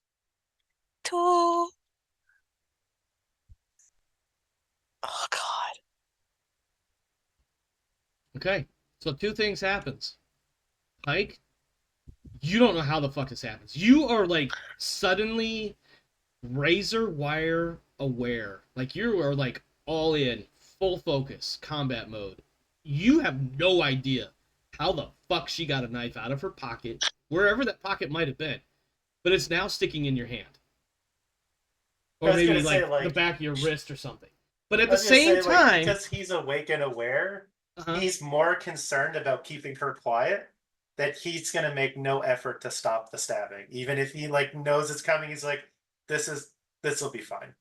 Yeah, I think you have about a half a second. She probably nails him in the forearm more than that, just because of the angle involved. Yeah, that'd be the forearm. But at the same time that happens, the old man is rescued by 3 or 4 of his buddies that storm the warehouse, and it's just all you hear in the background is you're sitting there staring at this knife that you have no idea where it came from. It's just this hail of gunfire behind you. Because why not have a climactically weird moment there? Yeah, I guess that you wake up to his hand already over your mouth, stifling your scream, and you stabbed him to wake up. And Yeah, now, she stabs him without being Shots, awake, and like and she's what's very. that? And Pike seems totally unfazed. He's still got his hand like clamped over your face, and he's got his other hand as your eyes open, just goes, shh. We're watching a movie. No. I'm sorry. Now I want you to imagine, Wescott, in your brain, what has just happened is you were being chased on this weird, red light world. Not red light district, by the way, just red light. Mm-hmm. Somebody would have made that reference. Anyway, this weird red light sunrising world by this weird alien thing. And as you turn it around to see where it's coming from, how close it's gotten, it jabs you in the face with its little mouth. But your brain wakes up and you realize it's not the alien's little mouth, it's Pike's hand. You've been screaming. And as you see Pike's face leaning over you going, shh, all you hear is a bunch of Glock 17 9mm type shit going off on the TV. And for some reason, Warren and Winston have the volume up a little bit louder than you remember it being. Probably because somebody turned it up. Somebody probably turned it up because somebody else was arguing and talking too much through the movie and couldn't hear the moving dialogue. As we were arguing, It slowly goes up in volume. Yeah, it's like the one person who's not currently arguing, just like reaches over like, oh, fuck these guys. And then it's like, no, this is my point. And then somebody else is like, oh, Jesus Christ, and turns it up a little more. So yeah, you wake up, you've got Pike's hand on your face, and his face is over you going, shh. And all you hear is plop, plop, plop, plop, plop, plop, plop. She probably just freezes and just stares at him. Because that is the next response after. Because she's obviously not running away from this like particularly awkward situation. This is such a weird situation because you wake up from a dream. People actually come in a couple flavors, not just you don't fight. You don't just fight. You run and run. You freeze and you surrender. Actually, are the other two that people don't talk about much. Oh yeah. So she definitely is in the freeze mode. Does she stop trying to scream? Now that she's a little more aware? Like she may not even be breathing at the moment. He'll slowly pull his hand back from your face now that you've stopped trying to scream. Oh, she probably was screaming. Now you stopped her, and then she's like, yeah. And he'll just like nonchalantly pull that out of his forearm and just put it on the nightstand. Blood everywhere. Not spurting or anything. It's just keeps coming out. So now it's going down your arm. It drips on the carpet, drips on the bed that you're sitting on, or the couch, or whatever. Thankfully, you have a medic nearby who's engrossed in the movie, unfortunately. Doesn't even realize that you've been stabbed. Currently high-fiving. Yeah, they're high-fiving like, oh, yes, they saved the old man. Yeah. Yeah, because I'm pretty sure she will just have the Pike? Like, very confused voice. But it sounds more like... No, he pulled the hand away. Oh, okay. Stop trying to scream. It's just like without missing a beat while they're having this weird moment where he says, try again. Staff Sergeant Pike? What's going on? I don't know. You tell me. You just started screaming. She has to look around going, so we're not at the field at the moment, right? No, we're not. Okay. That's good. Is this something I'm going to have to plan for in the future, or is this an anomaly? What's an anomaly? Think it was a nightmare? Yeah. Okay. Yeah. So, does she see those two hooligans over in the corner of the couch? I will leave that up to you to decide. At the moment, Pike has all of your attention, unless you want... Well, you look around, you'll probably see them, but the question I have, I guess, is how much of what they're doing which is basically high-fiving each other about the old man being saved in the movie. No, she looks around because she's like, medic? Yeah. Yeah, you're confused, right? Like, Yeah. everything's so weird. He's bleeding all over me now. So Yeah, I'm like, yeah. medic? Winston, you hear a Medic? timid, almost a question form of, medic? Is there a medic? Are you a medic? I'm What a is a medic. medic? Why a medic? I don't know. She's just the, Yes, medic. but medic? Because Pike is just bleeding everywhere at this moment. Yeah, and so He Winston, doesn't- when he you doesn't seem to care. He's just bleeding. Yeah. all over. so yeah, when you I'm a medic, not when- a doctor. Oh Jesus. Yeah, you hear this timid sounding medic question come out and you look over and there's Pike suddenly bleeding. And you're now missing the part where the old man reunites with two cousins or something, but not important right now because there's a man bleeding in your very close proximity. Give me a second. All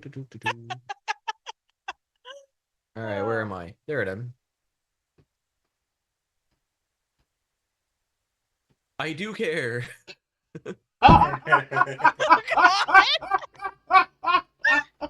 For the viewers who been didn't great. see what he just did, he rolled an empathy test to see if he would give a shit about his squad leader being stabbed. I And really he does like this give a alternate. shit. I really like this alternate universe where he failed the role. He's like, oh, when the scene's over. Yeah, no, that's exactly it. He's doing the finger on the mouth. No, shh, quiet. It's the best part. So You're not dying, shut up. he's gonna go and inspect the knife wound and do the thing that he needs to do. He's probably got his medic pack with him anyways, so I think it's safe to say that if, at the very least, you could dump some of the I alcohol on could it fashion, yeah, I and could grab fashion like a toilet paper and some duct tape or something stupid like that and make a quick bandage. that would be dumb. But it would work. The idea is to No, keep see, as we much of the stuff in the body than it is to be on the outside of the body. Yeah, I Or- probably would have like opted for we- the blankets, to be honest. I Linen. say we can rip up the sheets. It just gets charged to the gunfighters. That is true. Somebody's gonna get Yeah. a question. Yeah. I'm gonna have the charge against my room for damage. Yeah. They're gonna be pissed. It's getting the people, the contractors coming here to clean it. The torn sheets, blood everywhere, and reeks of alcohol. They're gonna be like, "Who got murdered? Where's the body? And how come nobody's talking about it? Yeah, where are the MDs?" I actually have a story about that. I was Oh working God, of course security. you do. I'm sorry, I had to Yeah. say it. I had to say it. I was working security, and I was working at a bar at the time. It was like a mall, but it was also a bar, and I was security for the mall. But I Mhm. also had to like take care of the bar, Yeah. kind of.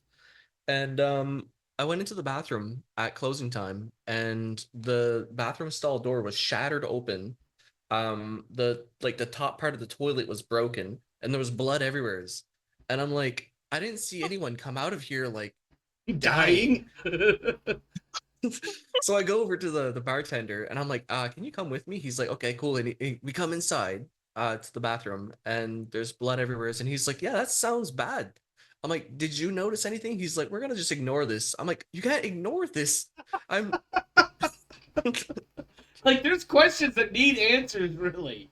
Like, something clearly happened.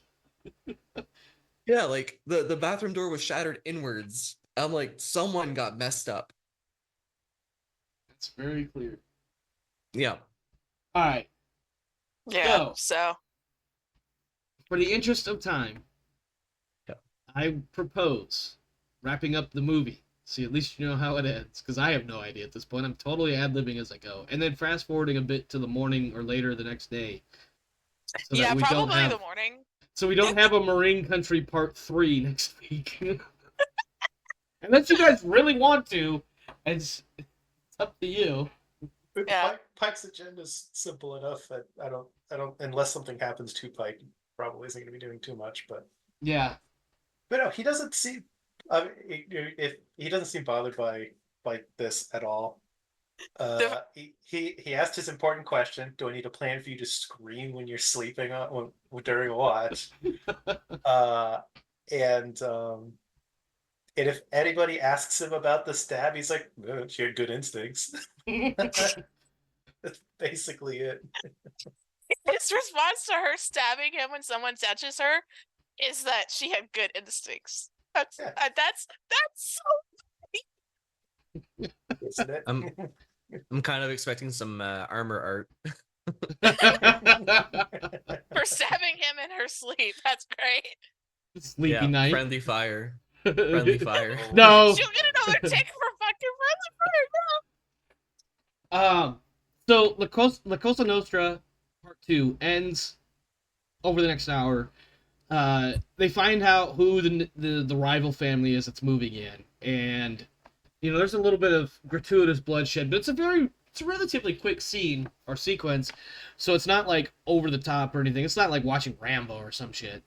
But somebody takes a header, literally a shot through the head, and then another guy gets wiped out. And these are friends or cousins or whatever of the old man.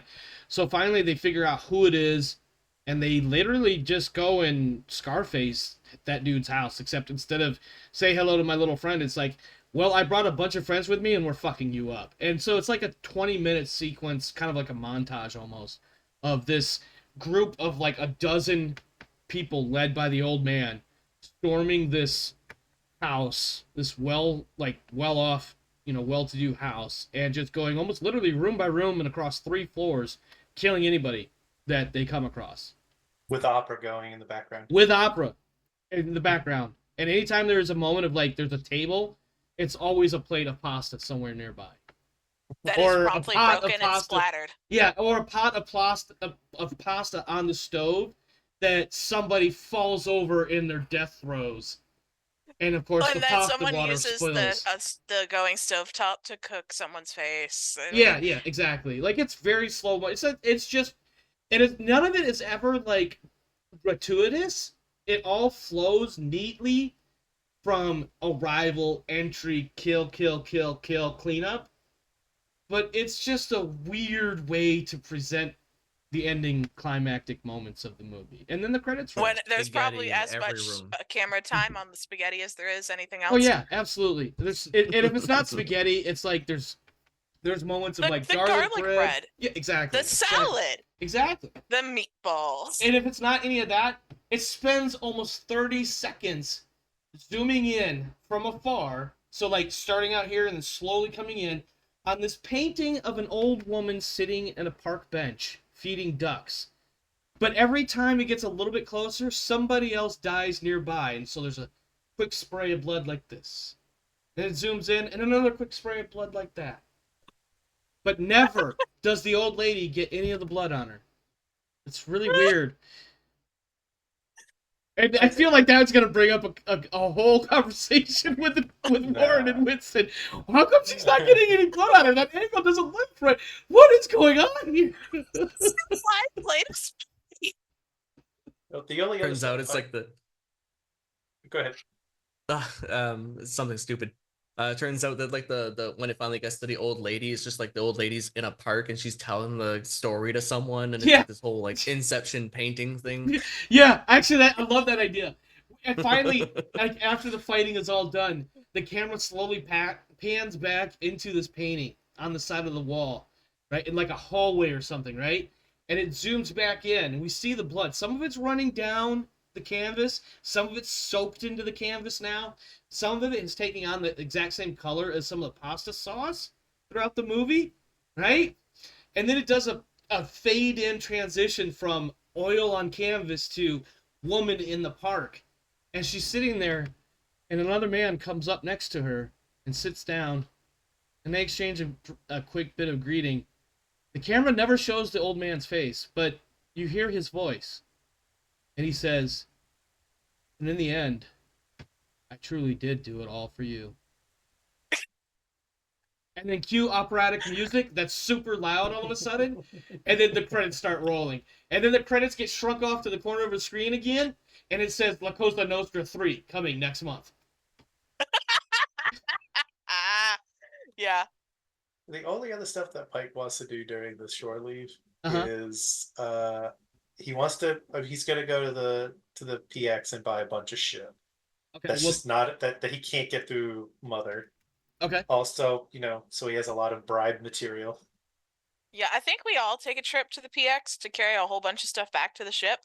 I know I think for Westcott has to, for sure.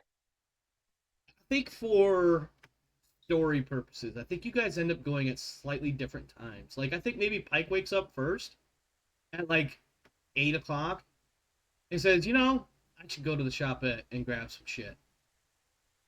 And he So, wants to try and find, and it's going to be just as off key as Saturday the 14th was for naming the ship, but he wants to try to buy a gift for Eckhart. okay. And he's like, it's got to, under $20 and all of that, so there's no problems with regulations or Yeah, anything. yeah, And in his mind, it's a thank you for all the times that you have saved my life type gift. yeah. It's his only way that he knows how to express any kind of affection as a fucking weirdo like he is. So he's going to try to shop for a gift that he thinks is thoughtful, but is probably going to be just as off key as naming the ship Saturday the 14th. As you walk into not just the shopette, you actually walk into the base exchange, and much like many other exchanges, it's almost more like a mall. So when you walk into the main building, the main entrance, you first come across, I don't know, some knickknacks, maybe some like wood carving thing over on one side, right? And off to one side is the eatery, Yo, Charlie's. yeah, thank you. Like all like there's half a dozen different restaurants. There's obviously not Burger King. There's obviously not Subway. There's obviously not Yield China buffet sort of thing, which is all There has food to cooked. be Like there's always like those 3 or 4, maybe a couple others. There's a cinnamon not bun. there has to be like this Italian restaurant. Oh yeah, And there is absolutely definitely a non. oh yeah, okay. Well, In you know fact, where that you know where. no, I got one better. It is an Italian restaurant, and it is also called La Cosa, but it doesn't have the rest of it. It just has La Cosa because somewhere in their own merchandising, publishing, whatever, it says copyright reasons. Yes, that's right. I shattered a fourth wall in the fourth wall. That's like 16 walls, damn it. It's not really fourth wall, but I wanted all to make know that how- reference. We know it's all multiplications after the fourth wall, so Yeah, I get it. exactly. So yeah, so when you walk in there, uh, you see Staff Sergeant Zaborski. Also in what looks like the food court, actually. And he sees Okay. you. And he waves. I walk over to talk to him. Hey, so weird to see you here. Well, maybe Yeah. not weird. Staff Sergeant, huh? Who the fuck did that?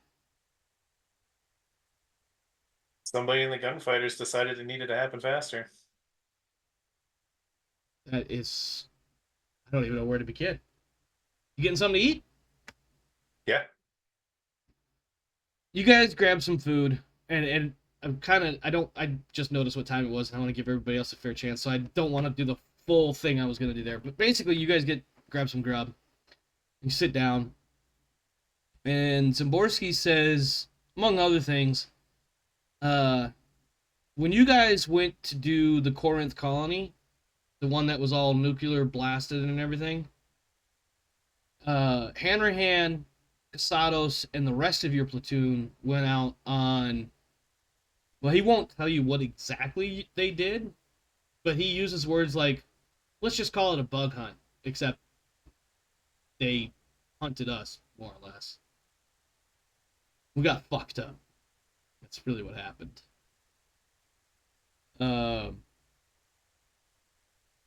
Whatever you guys did on the Corinth colony, though, sure seems to have gotten the top brass ears just lighting up. Like, they are crazy about it. What the fuck is going on? Big picture? No idea. That makes 2 of us. Imagine that. 2 staff sergeants don't know what the fuck's going on above them. Little picture? Can't say much more than you did, but having going on a bug hunt where you're the prey sounds familiar. That's awfully scary to consider that we're not the only ones. My Yeah. group, but obviously, I don't know, were they hunting you too? Yeah. Jesus Christ. What the fuck is really going on out there? I don't know. I just hope that whoever's taking all of our after actions is going to put something together. If if this is going to affect more and more Marines, they ought to have some kind of preparation to deal with it. All I know right now is they've got you and your crew separated from us. You're not even coming back to Tamatam, I heard. I'm not surprised. Or maybe we're not. I don't know. Your GM's notes are a little confused at the moment. We given circumstances, I wouldn't be surprised if our taskings no longer required us to be on the top Tam. For how long, I don't know. Do you remember when General Vaughn came out that first time a few months ago? How long it would be with all the FTL travel and whatnot that I've not been tracking at all? Yeah, I mean, don't the nerds say time's a construct or some stupid shit like that? I hear that a lot. Time is a construct meant to keep the man at work or something. I don't know. Anyway, I don't get paid enough to think about that too hard. she told us to go and find evidence, right? You remember that, right? Yeah. Find who the border bombers were. Find a reason to kick the shit out of the UPP. Do you think we're making any sort of progress there? I still don't know who the fucking border bombers are. I'm not even sure if the UPP is the one behind all this. I haven't found anything to convince me that the border bombers aren't the UPP, but I also haven't really found anything to definitively prove it either. They're finding a lot of stuff though. Tell you what, I don't know about you guys, but we've been keeping a lot of eggheads really busy. It's been a lot of go here, do this, go there, do that. That bug hunt fucked us up though. We're getting ready to ship out again later tonight. Rumor is this one's actually a full-on legit bug hunt because somebody let all the bugs out. I don't fucking know anymore. Someone let them out. Let them out from where is really a question, huh? I can't make heads or tails out of it. Honestly, I can't either. I know it's a new kind of deadly. I know that we've been really, really fucking lucky. I'm just glad we've got the opportunity to learn. Hopefully, we don't have to rely so hard on luck. Sados lost an arm. He lost 10 out of 21. Yes. Sados is real damn lucky that all she lost was an arm, I should point out. It's fucking nasty. I had a sneaking suspicion we're both talking about the same critters. Although I have a feeling neither of us can confirm it. It's good enough for me. Losing just an arm, that is pretty fucking lucky. This thing had so many goddamn teeth. I swear to God they were made out of metal. I don't know. You ever seen organic metal? I don't know. I don't know. Yeah, I that sounds like one of those. little. That sounds like one of those. Jeez. That sounds like one of those science egghead shit. questions. Yeah, I don't know. That's definitely some egghead shit. I mean, metal comes out of the ground or some shit. I don't know about it being alive. Well, listen, I'm also hearing something about this Children of the Two Divines causing problems all over the place. So we don't need a second terrorist fuck group. One is bad enough. That's news to me. I haven't heard anything about that yet. Well, they're at least the first one just wants to cause problems. This one seems to have a religious bent to it that I haven't figured out either. But listen, I'm gonna grab me a to-go box, get out of here, find the rest of my damn platoon, and get them straight. You be careful out there. You watch over to your guys. How are they holding up, by the way? It took a little time for some, but they've all managed to get on board. Don't know what's scarier, them not getting on board or that now they are now on board in your eyes. And he smirks when he says that. Hey, just amused that he's standing there while as I literally stabbed him 6 hours. Yeah, with his He's got the bandage on his arm, and bandage around his Zaborski doesn't even say shit about it. Yeah. Mm-hmm. Yeah, I mean, I tell you, no matter what kind of ready it looks like to you, they're going to do God's work before something takes them out. Alrighty. You find You've got a couple of different like gift shops, and then the actual exchange itself that has like various knickknacks and whatnot all over it. So you could probably find something. I can't think of anything that would be funny / appropriate. One of those I'll think of survival something fire during the week. starters. No, I'll think of something during the week. So next session, when we get back to the dropship or Okay. whatever, he can give it to her, so she could be like, "What the fuck is this?"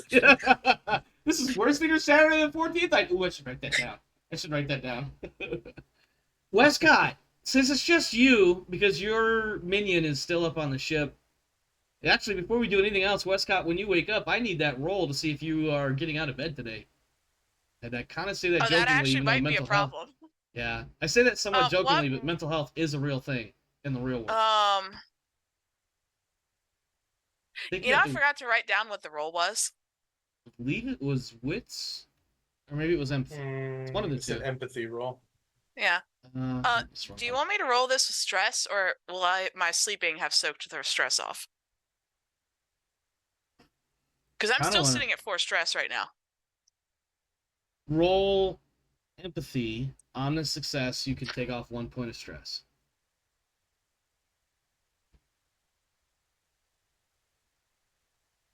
Do I roll it with stress dice? No.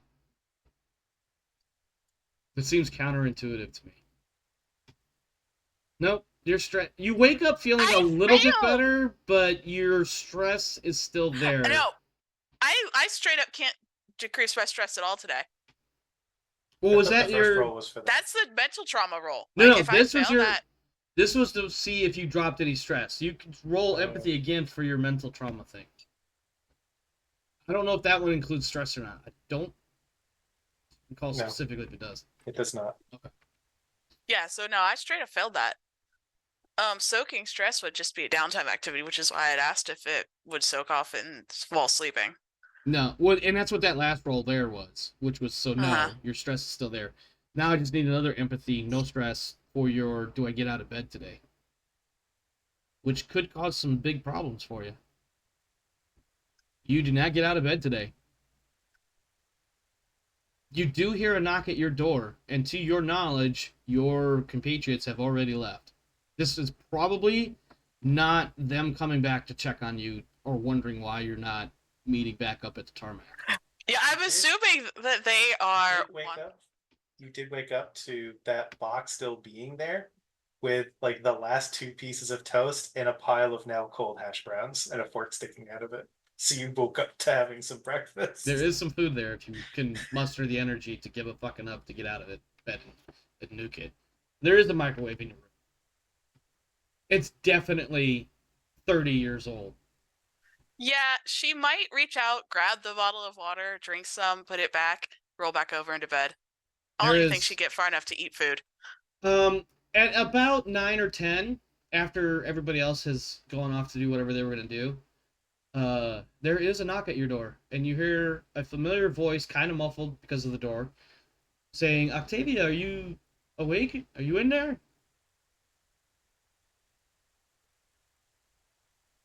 I think she will, shuffle to the door.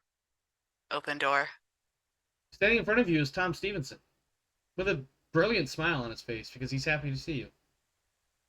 Aww. She looks like a sleeping zombie, because that's about the mental state she's currently in. Zombie. I want to imagine that even after everything we did, like whatever it was that you're still in the same clothes that you passed out in, which means they're still bloody. Oh yeah. He definitely notices some of the blood. Yeah. And he looks at you like,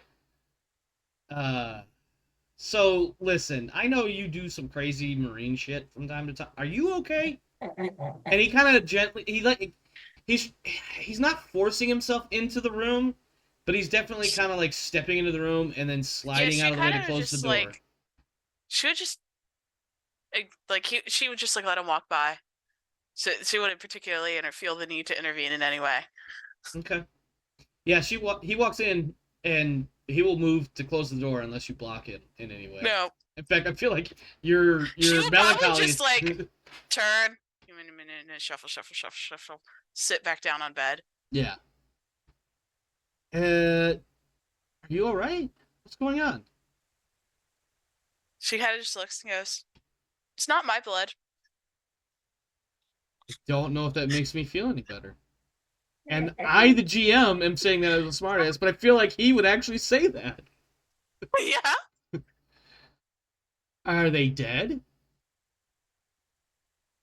The medic patched him up. Oh, that's good. I'm not even gonna. Do you want me to go? I don't want to be a burden. She really doesn't care either way. She just feel kind like of she really wouldn't, goes and- back to. She really just is like, I was gonna go back to bed. Like she's very like not involved in this conversation. I think he sits. I feel like this is one of those hotel rooms that have like 2 single beds and a couch. Mhm. And so he sits on the other bed across from you, and the one that clearly has a few drops of blood on it, because maybe that's where Pike was sitting when he reached over to shut you up, and then you stabbed him. So, of course, there's a couple of drops of blood there. And he sits, like, he kind of, like, brushes it on the blanket, realizes it's pretty dry, and he's like, all right, fuck it, whatever. And he sits down.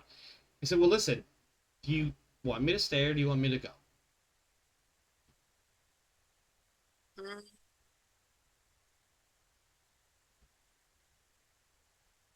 She'd probably say she doesn't want to bother him, so he probably should go.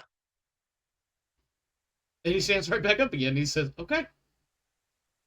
Been thinking about you a lot over the last however long it is that you guys have been gone, because I've not been keeping track of time. Yeah, and like I'm I'm glad assuming to see you the back. contractors cryo sleep too. Yeah, I think I don't remember if When they're on the ship, they would have to. Yeah, well, yeah, they'd have to on the ship. Yeah. Listen, He's probably been awake a lot more in the in between time than she has. Yeah, and he says, "Listen, I'm being pulled from the ship. They're gonna have me here on base. So when you guys come back from whatever your next stop is, look me up. All right. She just does the slight head nod, All right. Listen, the little bit of wave. this was, I'm not gonna lie, this was a little weird, but I do appreciate you giving me a couple of your minutes." And he says it just like that, so it sounds a little weird. He's like, "Thanks for giving me a couple of your minutes." Yeah. And then he just... She is totally going right back to bed. Oh, yeah, absolutely, of course. She can't get out of bed right now, so... And then, yeah, she he has no just... particular motivation or wish, or a particular motivation to get out of bed. Yeah, exactly. And he just looks around one last time, and, you know, he sees a bottle or two of water or whatever, and a little bit of food. These several bottles of alcohol. Not It's like... small amount of cups lined up. Yeah, the various amounts of alcohol remaining. And he's like, okay, well, I will look you up. Hope you have a good day. And lets himself out. Yep. Yeah, And somewhere sad noises come out of his body, but he will never tell you that. Yeah. So I'm pretty sure she has an alarm set for when she has to get up to go back to the ship. Yeah. And that's the only thing she moves for. I'm not sure if the rules as written probably won't let you do that, but I will allow it. Well, I mean, she doesn't. Well, for now, that's pretty much what she'd think about. Because Yeah. I mean, she'd probably have to get up a little earlier because she did promise Watts that she'd bring him back some stuff from the exchange. So she's gonna have to do that. Figure But out a way to otherwise, get up- she's do like the minimum. Yeah. Winston? Plus, she's pretty Oh, sure they won't let her back on the ship bloody. Yeah, you're gonna have to... You may need some help getting out of bed today. Whether or not that help shows up is a different story. Winston, you have a weird interaction. Excuse me. You get like a weird moment. You, at some point, decide to go to the base exchange as well. Maybe you see Pike as he's wandering around. Maybe you don't. You definitely don't see Zamborski by the time you get there, because you leave maybe a half hour or so after Pike. So the window of intersection is all gone. But you're there. Maybe you're getting something to eat. This guy across the way looks over at you, and he does one of those, like, I know you, but I don't know where from. He gives you one of those looks. A civilian, as far as you can tell. Okay. After a moment, he yeah. starts making his way over towards you. Not threateningly in anything. He just... Maybe he's... And like, at first, it looks like he's going your way because he's leaving, and it just happens to be that direction. But then you realize, no, he's actually approaching you. He's just trying to be real cool about it because he doesn't want to set off any, like, I'll fuck you up vibes. Or I'm about to get fucked up vibes, as the case may be. Civvies. How's it going? I'm sorry, this is gonna be really weird. I feel like I know you from somewhere, and I cannot for the life of me figure it out. I don't think I know you. Well, my name is Jim. Uh, Leland, right? That sounds right. Doesn't he have his name on his Yes. chest? Yeah, I think he's trying to, like, he It's gonna be recognizes the Winston. Winston, but the Leland part wouldn't be. Yeah. Okay. All right. Yeah, you got that. You got that right. What was your name again? Jim. Whatever I said Jim. 5 seconds ago that I think was Jim. I'm being a little snippy with myself here. Listen, Pandora? Was it Pandora? The UPP, they hit the beaches and they stormed the airport? The starport? Is that where? Yeah. I don't Well, really know your I name, was though. there. I don't know. Let's see. So, were you maybe security there, or? No, I was just a researcher at one of the smaller labs on some random ass island way out where, but we got the evacuation order and we came to the main island and sat through a whole night of weird shit.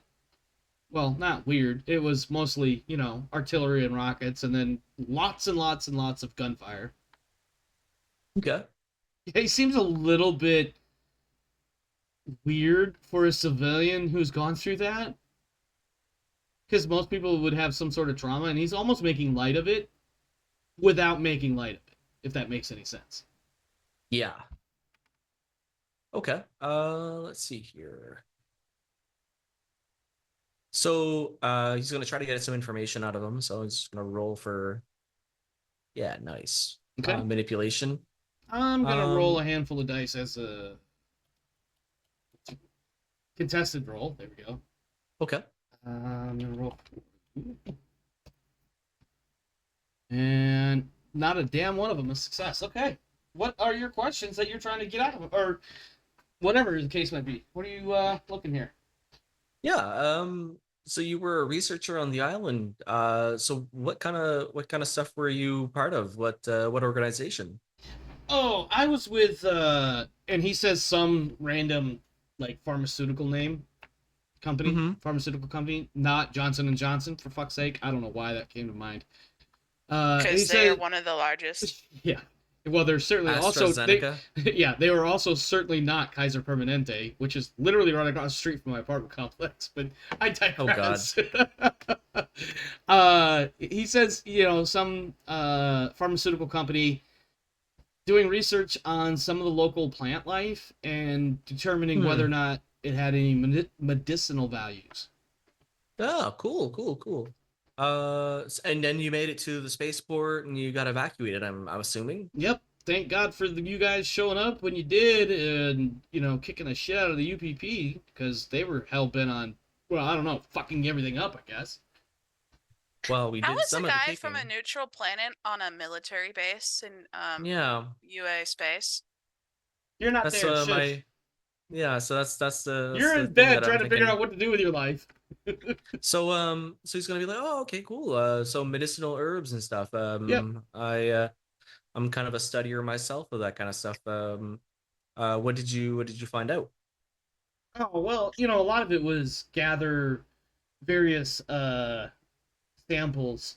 That was literally me trying to remember what the word was, not him. He's Yeah. saying this as though he knows exactly what he's talking about. Gathering samples and running a variety of tests on chemical compositions and how different acids and alkalines and the DNA structure, how they all interact with each other. And if you do this with it, what do you get out of it? If you add this to it, what's the result? Kind of boring for someone who may not be into that sort of thing, but Yeah, protein I'm folding into and it. such. Yeah, Yeah. DNA molecular structures and chemical reactions and all of that. And you know what? I had a couple of young kids with me. They were very much not, as one might say, in the know, scientifically speaking. I think they were there more like, I'm trying to think of the word I want to use here. Somewhere between an intern and someone that just needs a 9 to 5. You know what I mean? Hmm. Yeah, I get that. Anita and Solve were their names. I wonder, did Oh you happen to yeah. run into them by any chance? Because I know there was a lot of people that were trying to get out of there. I lost track of them personally. No, I don't know any of the names or faces of the people that we got out of there really. We went in just as a regular detail and survived the night. Out of character, I don't remember very clearly right now, but I feel like you definitely got at least one of their names. Oh yeah, but I'm not admitting Yeah, anything. yeah, yeah. No, I just wanted to make sure you, the player, knew that you. I'm Oh yeah. pretty sure you had at least. I believe you had Anita's name, the girl's name. Oh no, Yeah. and she deliberated with him before they ran. Like we got the names, Yeah. Oh yeah. Oh yeah. but yeah, I mean, Yeah, if you want to lie to this guy, absolutely, he's got no way whether or not to call you out on it. So he's like, oh, that's unfortunate. You know how it is. It was a shitty scenario. Everybody's running for their lives. You try to do what you can for the people around you. Either you can or you can't. You do or you don't, and then eventually everybody gets out or they don't. So I just wanted to, and he sticks his hand out to you. I just wanted to say thank you for the part that you played in getting us out of there. I really do appreciate it, and I really hope that wherever the Marine Corps sends you next, that it's something you can handle. Can I make an observation roll? Absolutely. I will never Thank stop you you. from making an observation roll. Whether or Yeah, not you I get wanna- anything from it's a different story. Yeah, I just want to see like maybe something hidden in the hand or something like that. No, there is absolutely, like, this seems legit, like genuine, Okay. like genuine gratitude, and it feels like he was legitimately asking, like, hey, these two little shits that were, you know, in the research world, they were useless, but they were still human beings I worked with, so maybe you knew about what happened to them. Also, thank you for your service, / thanks for getting us out. Whatever it is that we did. Yeah. So I'll shake his hand and I'll be like, okay, all right, thank you. All right. And that's it. That's all I got for that. You guys, I decided on what Pike. what are you going to get your little lover girl? Your lover girl, fly girl. He's gonna buy her a coffee mug, and on the coffee mug it says, "Don't make me use my pilot voice." Now I gotta ask. I'm just curious. I feel like that's something you get at various base exchanges. But do you want to make the point of this being a customized mug? Yeah, it's gonna be like it'll be a customized mug. Okay. Awesome. Anything else you guys want to get through? Well, I guess the next question we have really is, how long until you guys realize that Wescott has not left her room? That is a question for the three of you, by the way. Yeah, so I feel like Warren Winston would have been like kind of on a check basis on this because of his new rank, and as a medic, he's like, I feel responsible for like keeping these people in order-ish. Yeah. She was really sick, so probably at some point he would have like checked or thought about it at least. Okay. What time in the day do you think he would have made this connection and been like, maybe I should go check on her? I haven't heard from her all day. And because you really do have until about 1900 before you need to be back on the tarmac to go back up to your ship. 1900, eh? Yep. And Right, your give me a interaction second. with Jim, the weirdo from the one planet, was like around noon. Probably more around 9 if he just missed what Yeah, oh, yeah. It would have Sergeant. been like about 10 o'clock or so. Yeah. I think you're muted. How about now? Good. Yep. All right. I guess about like 3 o'clock, he would have been like, oh, all right. Well, there's a couple hours left, but maybe I should check because I haven't heard it from her. Okay. By about 10 or 11, you've got this mug. You've got 6 or 7 hours or something like that. I'm not sure how math works usually. But you've got several hours ahead of you. Is there anything else you want to do while you're wandering about the place and have some free time? I only ask because he's going to meet her at 3, and there's like an open window for you to do something if you want. I mean, Yeah. he's just taking care of his basic stuff. Like he's going to alterations and getting his dress uniform updated and stuff like that. He's just taking the time to relaxingly do the mind-numbing basic stuff. bullshit that we have to do each week to take care of our military lives. Yeah. It's because of the bulging muscles are getting bigger. No, it's because he's a staff sergeant now. But yeah, it's also the bulging muscles. I think. I'm pretty sure he goes there and he's like, I need to get a new dress jacket, and he shows up and they're trying to like size and custom make this for him. Yeah. And they're just like, well, what are we going to do? This is ridiculous. What is this person? What even is this guy's size? Oh yeah, I'm pretty I was sure they have a gonna- box in the back. I saw you reach back for something. I was like, "Is that?" And I see it. I was like, "That's a fucking tape measure." Oh, because we went from the briefing and promotion straight onto the dropship, so he couldn't bring his uniform down. So he's gonna get a new uniform jacket. Yeah, there you go. That makes sense. Why you're carrying around this coffee cup that says, "Don't make me use my pilot voice." Yes. Okay, 3 o'clock. Winston, you go to check on Wescott. What does that look like? He's gonna knock on the door. He's gonna be like, Wescott? Sergeant Wescott? Wescott, you got somebody knocking on your door, timidly saying your voice again. It's not Tom. Sergeant? Shuffle, shuffle, shuffle, shuffle, shuffle, shuffle, shuffle, shuffle, shuffle. Open doors. Hi. Just checking in. You sleeping in today? Not going to the exchange? She just blinks at you a couple times and going, yeah, sleeping in. Sleeping in, okay. She's got still wearing 3 uniform hours. covered in blood. Yeah, he's gonna notice that. Everyone noticed that. So he's gonna be like, yeah. So you've got 3 hours to do this whole thing. Do you need some help?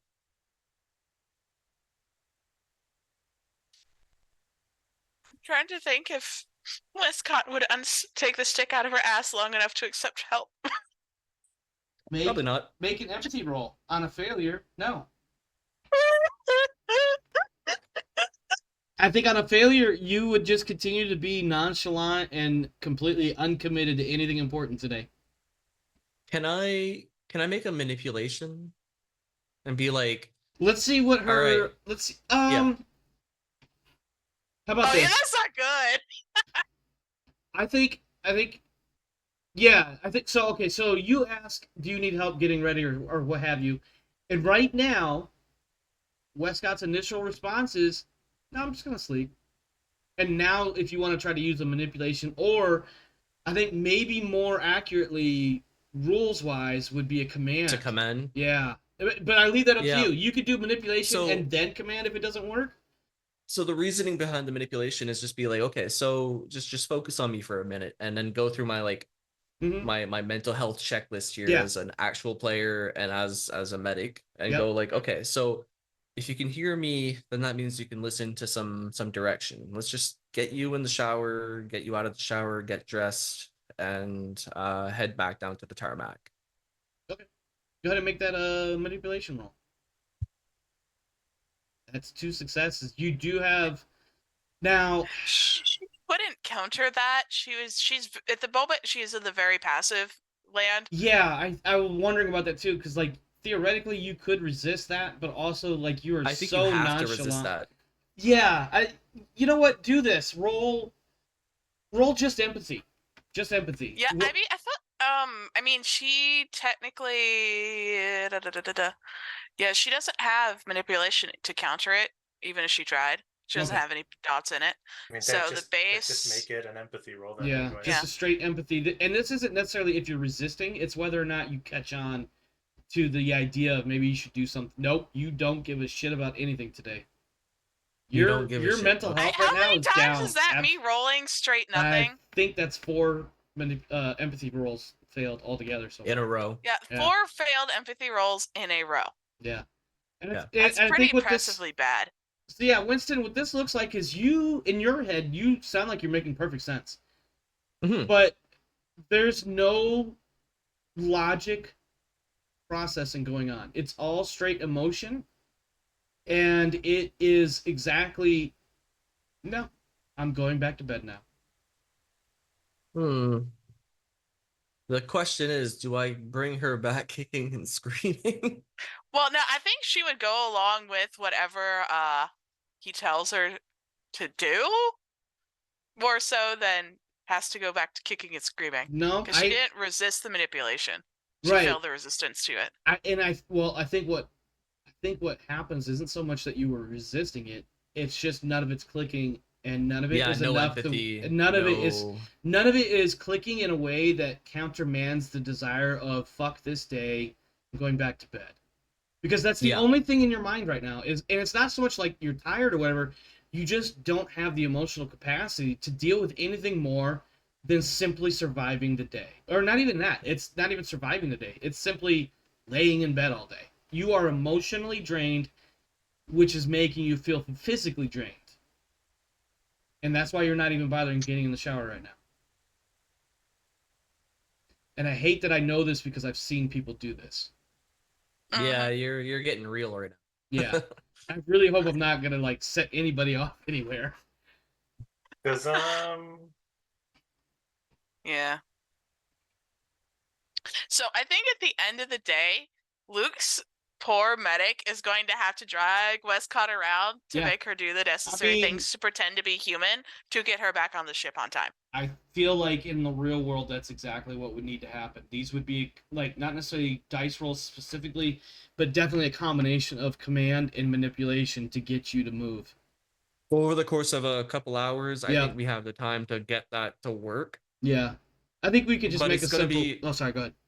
But I think it's going to be one of those things where I'm going to get back, and depending on how much she struggled, which is probably enough, even apathy is struggling, let's face it. Not to get on a soapbox or anything about mental health, but like apathy is a form of struggle against everything around you. This is like surrendering to it is where she's at right now. It's not good. It's not even trying to maintain any sort of baseline. It's just giving in and giving up for the day. And it's bad. Yeah. But yeah, I think in a realistic sense, I'd be able to get Wescott in and out of an area of like function over the course of a 3-hour span, enough to get to the tarmac and still having that apathy work for her. Yeah, give me a command or manipulation, whichever one's going to give you the best chance of success. Oh, it's going to be manipulation with my like 8 dice. Yeah, I don't think either of his characters or Watts took command. Yeah. No. I don't think they have the option to, frankly, either. It's a struggle. Would never normally. They would normally never make a command roll in situation. So yeah, it is a struggle to get Wescott moving, and it literally takes almost every bit of the time remaining to get her showered, clean clothes, a little bit of food and water. Even a stress or a push, it wasn't enough. Yeah, you got just that one total success there. Like, you complete the task, but it takes all fucking day. Yeah. You approach the tarmac with Wescott in tow. You're almost literally holding her by the hand. In fact, I think if anything, you've got like a hand at the small of her back, not touching her. It's just there, almost as if ready to like, nope, we can't go back to bed until we're back on the ship. Come on, listen. Yeah, there's a nice bed on the ship. Yep, 20 yards. All we have to do is get 20 yards, and then we have to wait for the ship. And Wescott, I'm so sorry to downplay your character so much like this, but that's unfortunately it's the nature of the beast right now. Oh yeah, I know exactly what was going to happen when I rolled the mental trauma. This is appropriate. Yep. Pike, That's you are already on the tarmac. Maybe Warren is already there. Maybe you guys are shooting the shit a little bit. Maybe you showed him the cup. And here comes Winston. Literally, it looks like holding Wescott and guiding her as though she were a lost child onto the tarmac. He looks very unimpressed. this is normal Pike mood. Right Yeah. Okay. I don't think he's ever looked impressed. No, You know what? I've been trying to give him some reasons to be impressed, but unfortunately, things haven't always worked out that way. I think he was impressed with successful completion of missions. Yeah. Well, I mean, He was no, okay. For real, the one moment, like the one, like, oh man, this is like this is impressive in the heat of the moment thing, is when Warren threw his only weapon away and hit it. when he threw that knife at that white Xeno. Yeah, it was like, man, that is a man who just killed himself for the team. I am impressed. And then he didn't die, so even more impressive. And then somehow didn't die, exactly. Yeah. All right, we're gonna wrap here and start going into our outro or experience points and all that. The remaining bits I had for downtime, we'll have to incorporate that into the next session and go from that into the next mission, which is fine. I'll figure out how to do it in the middle of the session, transition from one to the other. No biggie. Real quick, how are we feeling right now? Everybody good? We had a lot of mental shit to deal with, but I think my personal opinion, I think we injected a fair amount of levity to keep things light. Everybody good? Mm-hmm. As we continue to deal with this trauma until Westcott finally dies. Yes, that's literally exactly how this is gonna go. Yeah. We are going to be prepared for the fact that Pike was raised in an environment where mental illness, he's going to be so toxic about dealing with this. Oh yeah. Why can't you figure it out? Or toxic. No. What's that phrase that they always say about people that have mental health problems? What is it? Why can't you just stop thinking about it? Why can't you just be happy? Yeah, so there you go. I think unless something changes about how Westcott is exhibiting this, he's going to think that she's just a quitter. Yeah, that she's weak. That that like her depressive episodes are her just being weak and quitting. Yeah. Which yeah, until she gets one where she snaps and uses overkill and doesn't stop using it in an appropriate moment. And then she dies because she'll go up against something she can't handle. And we're all laughing. Hopefully her team will be there. Yeah. All right, well, for the viewers, we are going to be touching on an awful lot of really weird shit and quite a bit of some mental health related shit. So probably should start throwing this little disclaimer advisory thing at the beginning of the show. But obviously, if you need a moment to take, if you need to take a moment and recollect yourself, regather your thoughts or what have you, please, by all means, take it. You can always catch up later. That being said, we do have a handful of questions to get through. First off, did you participate? So yes, everybody gets experience point. Did you risk or sacrifice something to further your agenda? I don't think we really had a whole lot of that tonight. Nobody risked their lives for the battle buddy. The closest we got was Pike getting a knife because he was trying to keep his buddy quiet because she was screaming in the middle of the night because of a really bad nightmare that I tried to play some horror elements into. I hope that worked.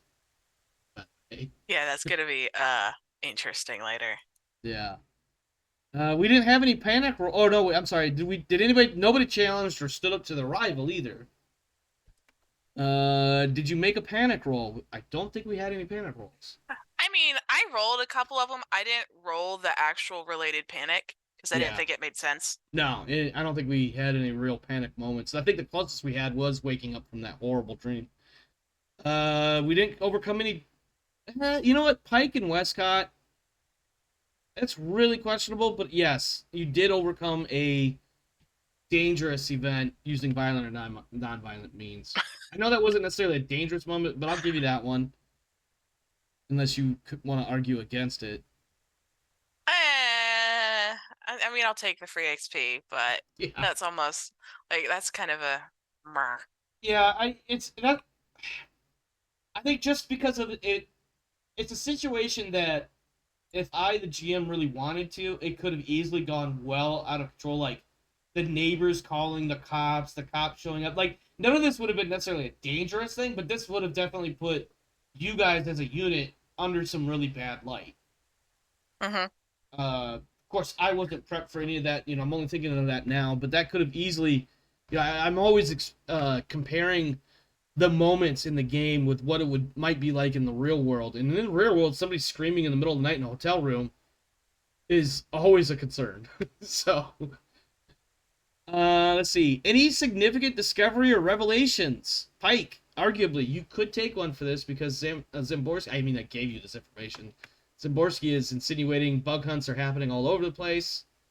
He name dropped the children of the two divines. Did, and I believe that's the second time you guys as players have heard that name. I believe. I could be wrong.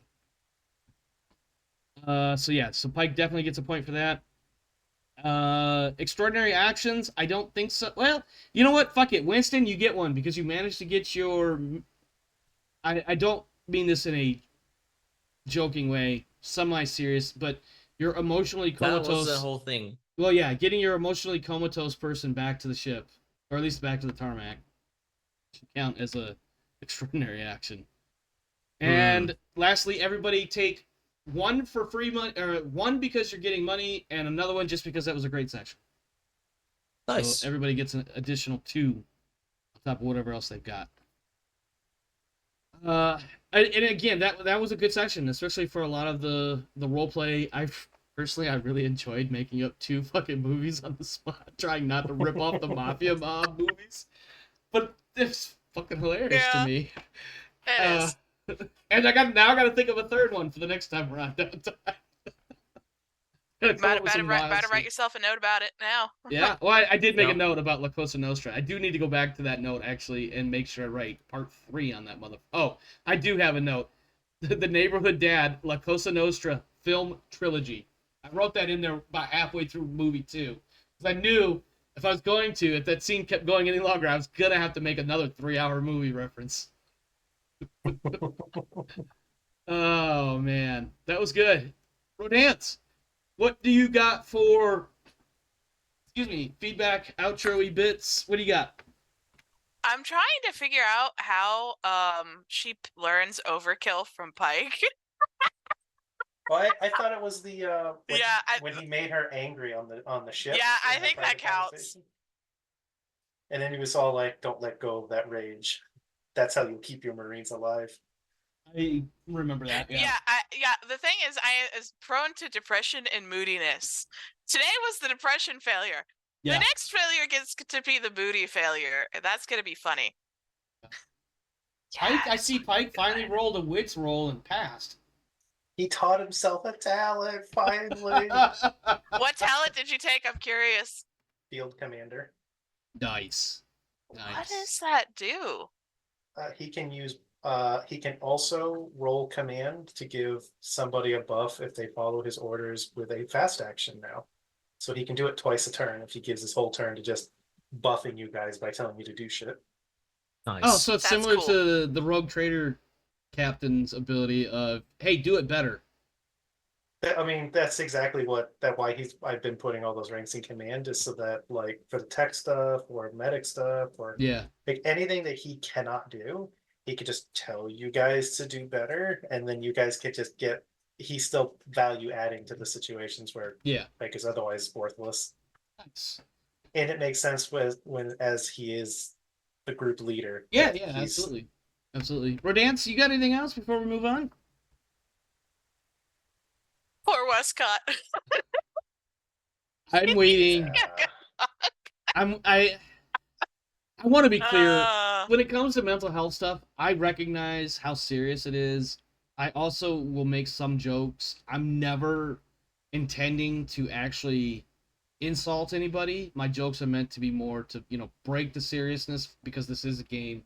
I don't want to get things bogged down too much in seriousness. I want to add levity and have a good time for everybody. And I also want to, sometimes maybe make a joke to point out flaws, just like anybody else that makes jokes, right? But when it comes to mental health, that is absolutely a very serious thing that everybody should be aware of and be making moves to assist those around us that have mental health concerns. And obviously attend to your own mental health. That said, I am waiting for the moment that in the middle of a mission, Wescott's like, no, I'm not going out there to fire my gun. I'm going to stay right here. I'm going back to sleep. Fuck you. Yeah, there's a I- whole new pile of like nothing that Pike is going to do or say about this is anything to do with my opinions on anything to do with anything that Pike does. But now I'm like, man, if Wescott implodes at a really bad time, what is Pike going to just do to her? That's Right? yeah, Like, yeah. Yeah, so we're gonna Scary separate thought. the player from the character Oh yeah, a little absolutely, bit. absolutely. And I mean, like, we have to do that at some point as role players. Yeah. So yeah. yeah. So Yeah. I think that especially if you continue to be as abhorrently unlucky as you have been with your empathy rolls this session, that There's I some think bad rolls this I session. don't think she's going to live very long if I roll that badly every single time I have to make that check. Or, Like, Yeah. I mean, even if she doesn't get killed because of it, like, at what point does she get sent away? You know, Yeah, yeah. like, Yeah. how dysfunctional is the team going to allow it to get before they're like, we're gonna die if we keep her around? And yeah, that is and a I'm horrible pretty thing sure to have to Pike face. has. Yeah, Pike is What- not going to have a very long fuse for that. I Wasn't- don't think. No. Wasn't that the plot of MASH by the end of it? I never watched I enough never to watched know. enough of that to know either. Yeah, no, Yeah. someone literally starts going completely bonkers and they send him off base, and that's the season finale, the series finale, and they're like, I could see that, but Yeah. I just never watched I'm enough of pretty it sure to know. that's I'm like 90% sure that's the whole plot of like MASH by the end of it. It could be. Yeah. Yeah. So Comment in the Discord and Yeah, in the yeah. In the thing. Discord or on the YouTube video. Luke, speaking of comments, what do you got for your outro / feedback for tonight? So, again, probably hitting a nail that's already been hammered into a piece of wood by now, but I struggle with my own mental health sometimes, and I understand it, but I'm the self-deprecating type, so I'll make jokes about it all the time. I should not be like- laughing, but yet here I am laughing. Well, that's the point.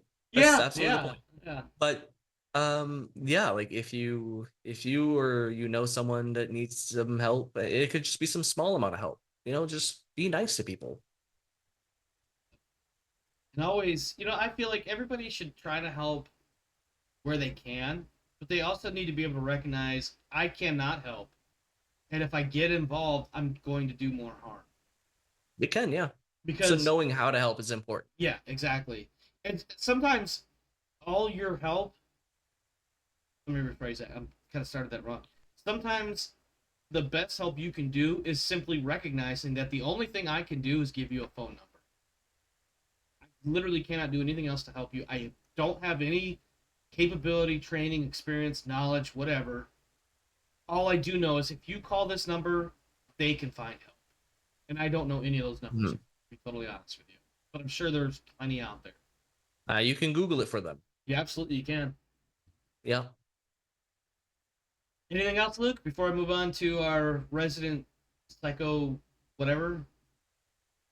Sorry, In real Kane. world, okay. Yeah, well, no. We all know in the real world, Kane is just a teddy bear. Yeah. No, I had that's to pretty say it. I'm much- sorry, Kane. That's pretty much it. This session dealt with some pretty deep subjects. I probably wouldn't have the tools to be able to pull someone out of that deep of a depression into tarmac to hopefully get into another bed. But the point being is, Thank God for dice it rolling, was- right? I know, right? Uh, Yeah, that's pretty much it. all right. Kane, outro, feedback, what do you got? There are lots of people on the internet who share their horror stories of how the military treated them badly because of their descent into problems. I'm playing a character who is going to embody 90% of those horror stories. We need to open with that Be from now warned. on. Be I- warned. this is the disclaimer for Pike moving forward. Pike is not a good person in the slightest. No. And there's been a couple occasions where he has showcased that he is in fact like a villain in the party. Like when he murdered that doctor. Yeah. He's like, he's Dr. Colonel. Great. Kill. That guy? That guy's Anyways. UVP? I'll be right back. Yeah. Like, there's been Yeah. a couple of moments, but I think Like- it's really going to settle for anyone who's rooting for Pike. The way he's going to treat Wescott going forward is probably going to solidly end any It's Pike gonna redemption hopes. gonna end the Pike fan club before it really got going. Yeah. like when Winston is kind of a villain in a sense. He's gearing up to become a villain, and people are like probably like, oh, he's gonna be a bad person. It's like, no, he learned from Pike. Yeah. Pike has become such a caustic element here where he's convert. Like we've got the one hopeful guy who the positive attention that he gets is when he does truly stupid, insane, risky things. Like throwing your To only prove weapon at the himself? alien. Right. Like the stuff that he shouldn't be doing is stuff he's being rewarded for. We've got the medic who picked up Merciless because of Pike. We've got Wescott who picked up Overkill to try desperately to get on the level and is now spiraling. Like Yeah. he's a horrible influence. He's a horrible person. Yeah, no, this- Watts isn't going to be as impacted because he was a horrible person before, and now he's just met somebody who's a different flavor of bad. Yeah. So and like, for Watts, Pike is just enabling Watts's like, oh, you don't have to hide it around me. Let's just fucking rock and roll. Like, yes. the boss fight at the end of this campaign is going to be Pike. Yeah, he's going to become the bad guy of the colonial. Plot Mission twist. Yeah, I was campaign. gonna say plot twist. The final boss at the end is not an alien. It's Pike. Yeah. as lethal as an alien. He already is. I'm pretty sure he has more strength dice, He very well might. But he especially on those meds. But he doesn't have natural armor or acid for blood yet. No. But he Alright. Fat did tail on the camera screen did there. Sparta kick the ever living fuck out of that bullshit. No, he was juiced, but it was still impressive. That was the cats telling me it was time to feed them dinner. Yeah. Yeah. We're gonna wrap up. Anybody else got any That's- that's fine. last second thoughts? That's Oh, my and I have to disclaimer definitely put for a- anyone who's watching the show. Please don't. We're gonna hold have to add it against to the me beginning now. for committing to the character.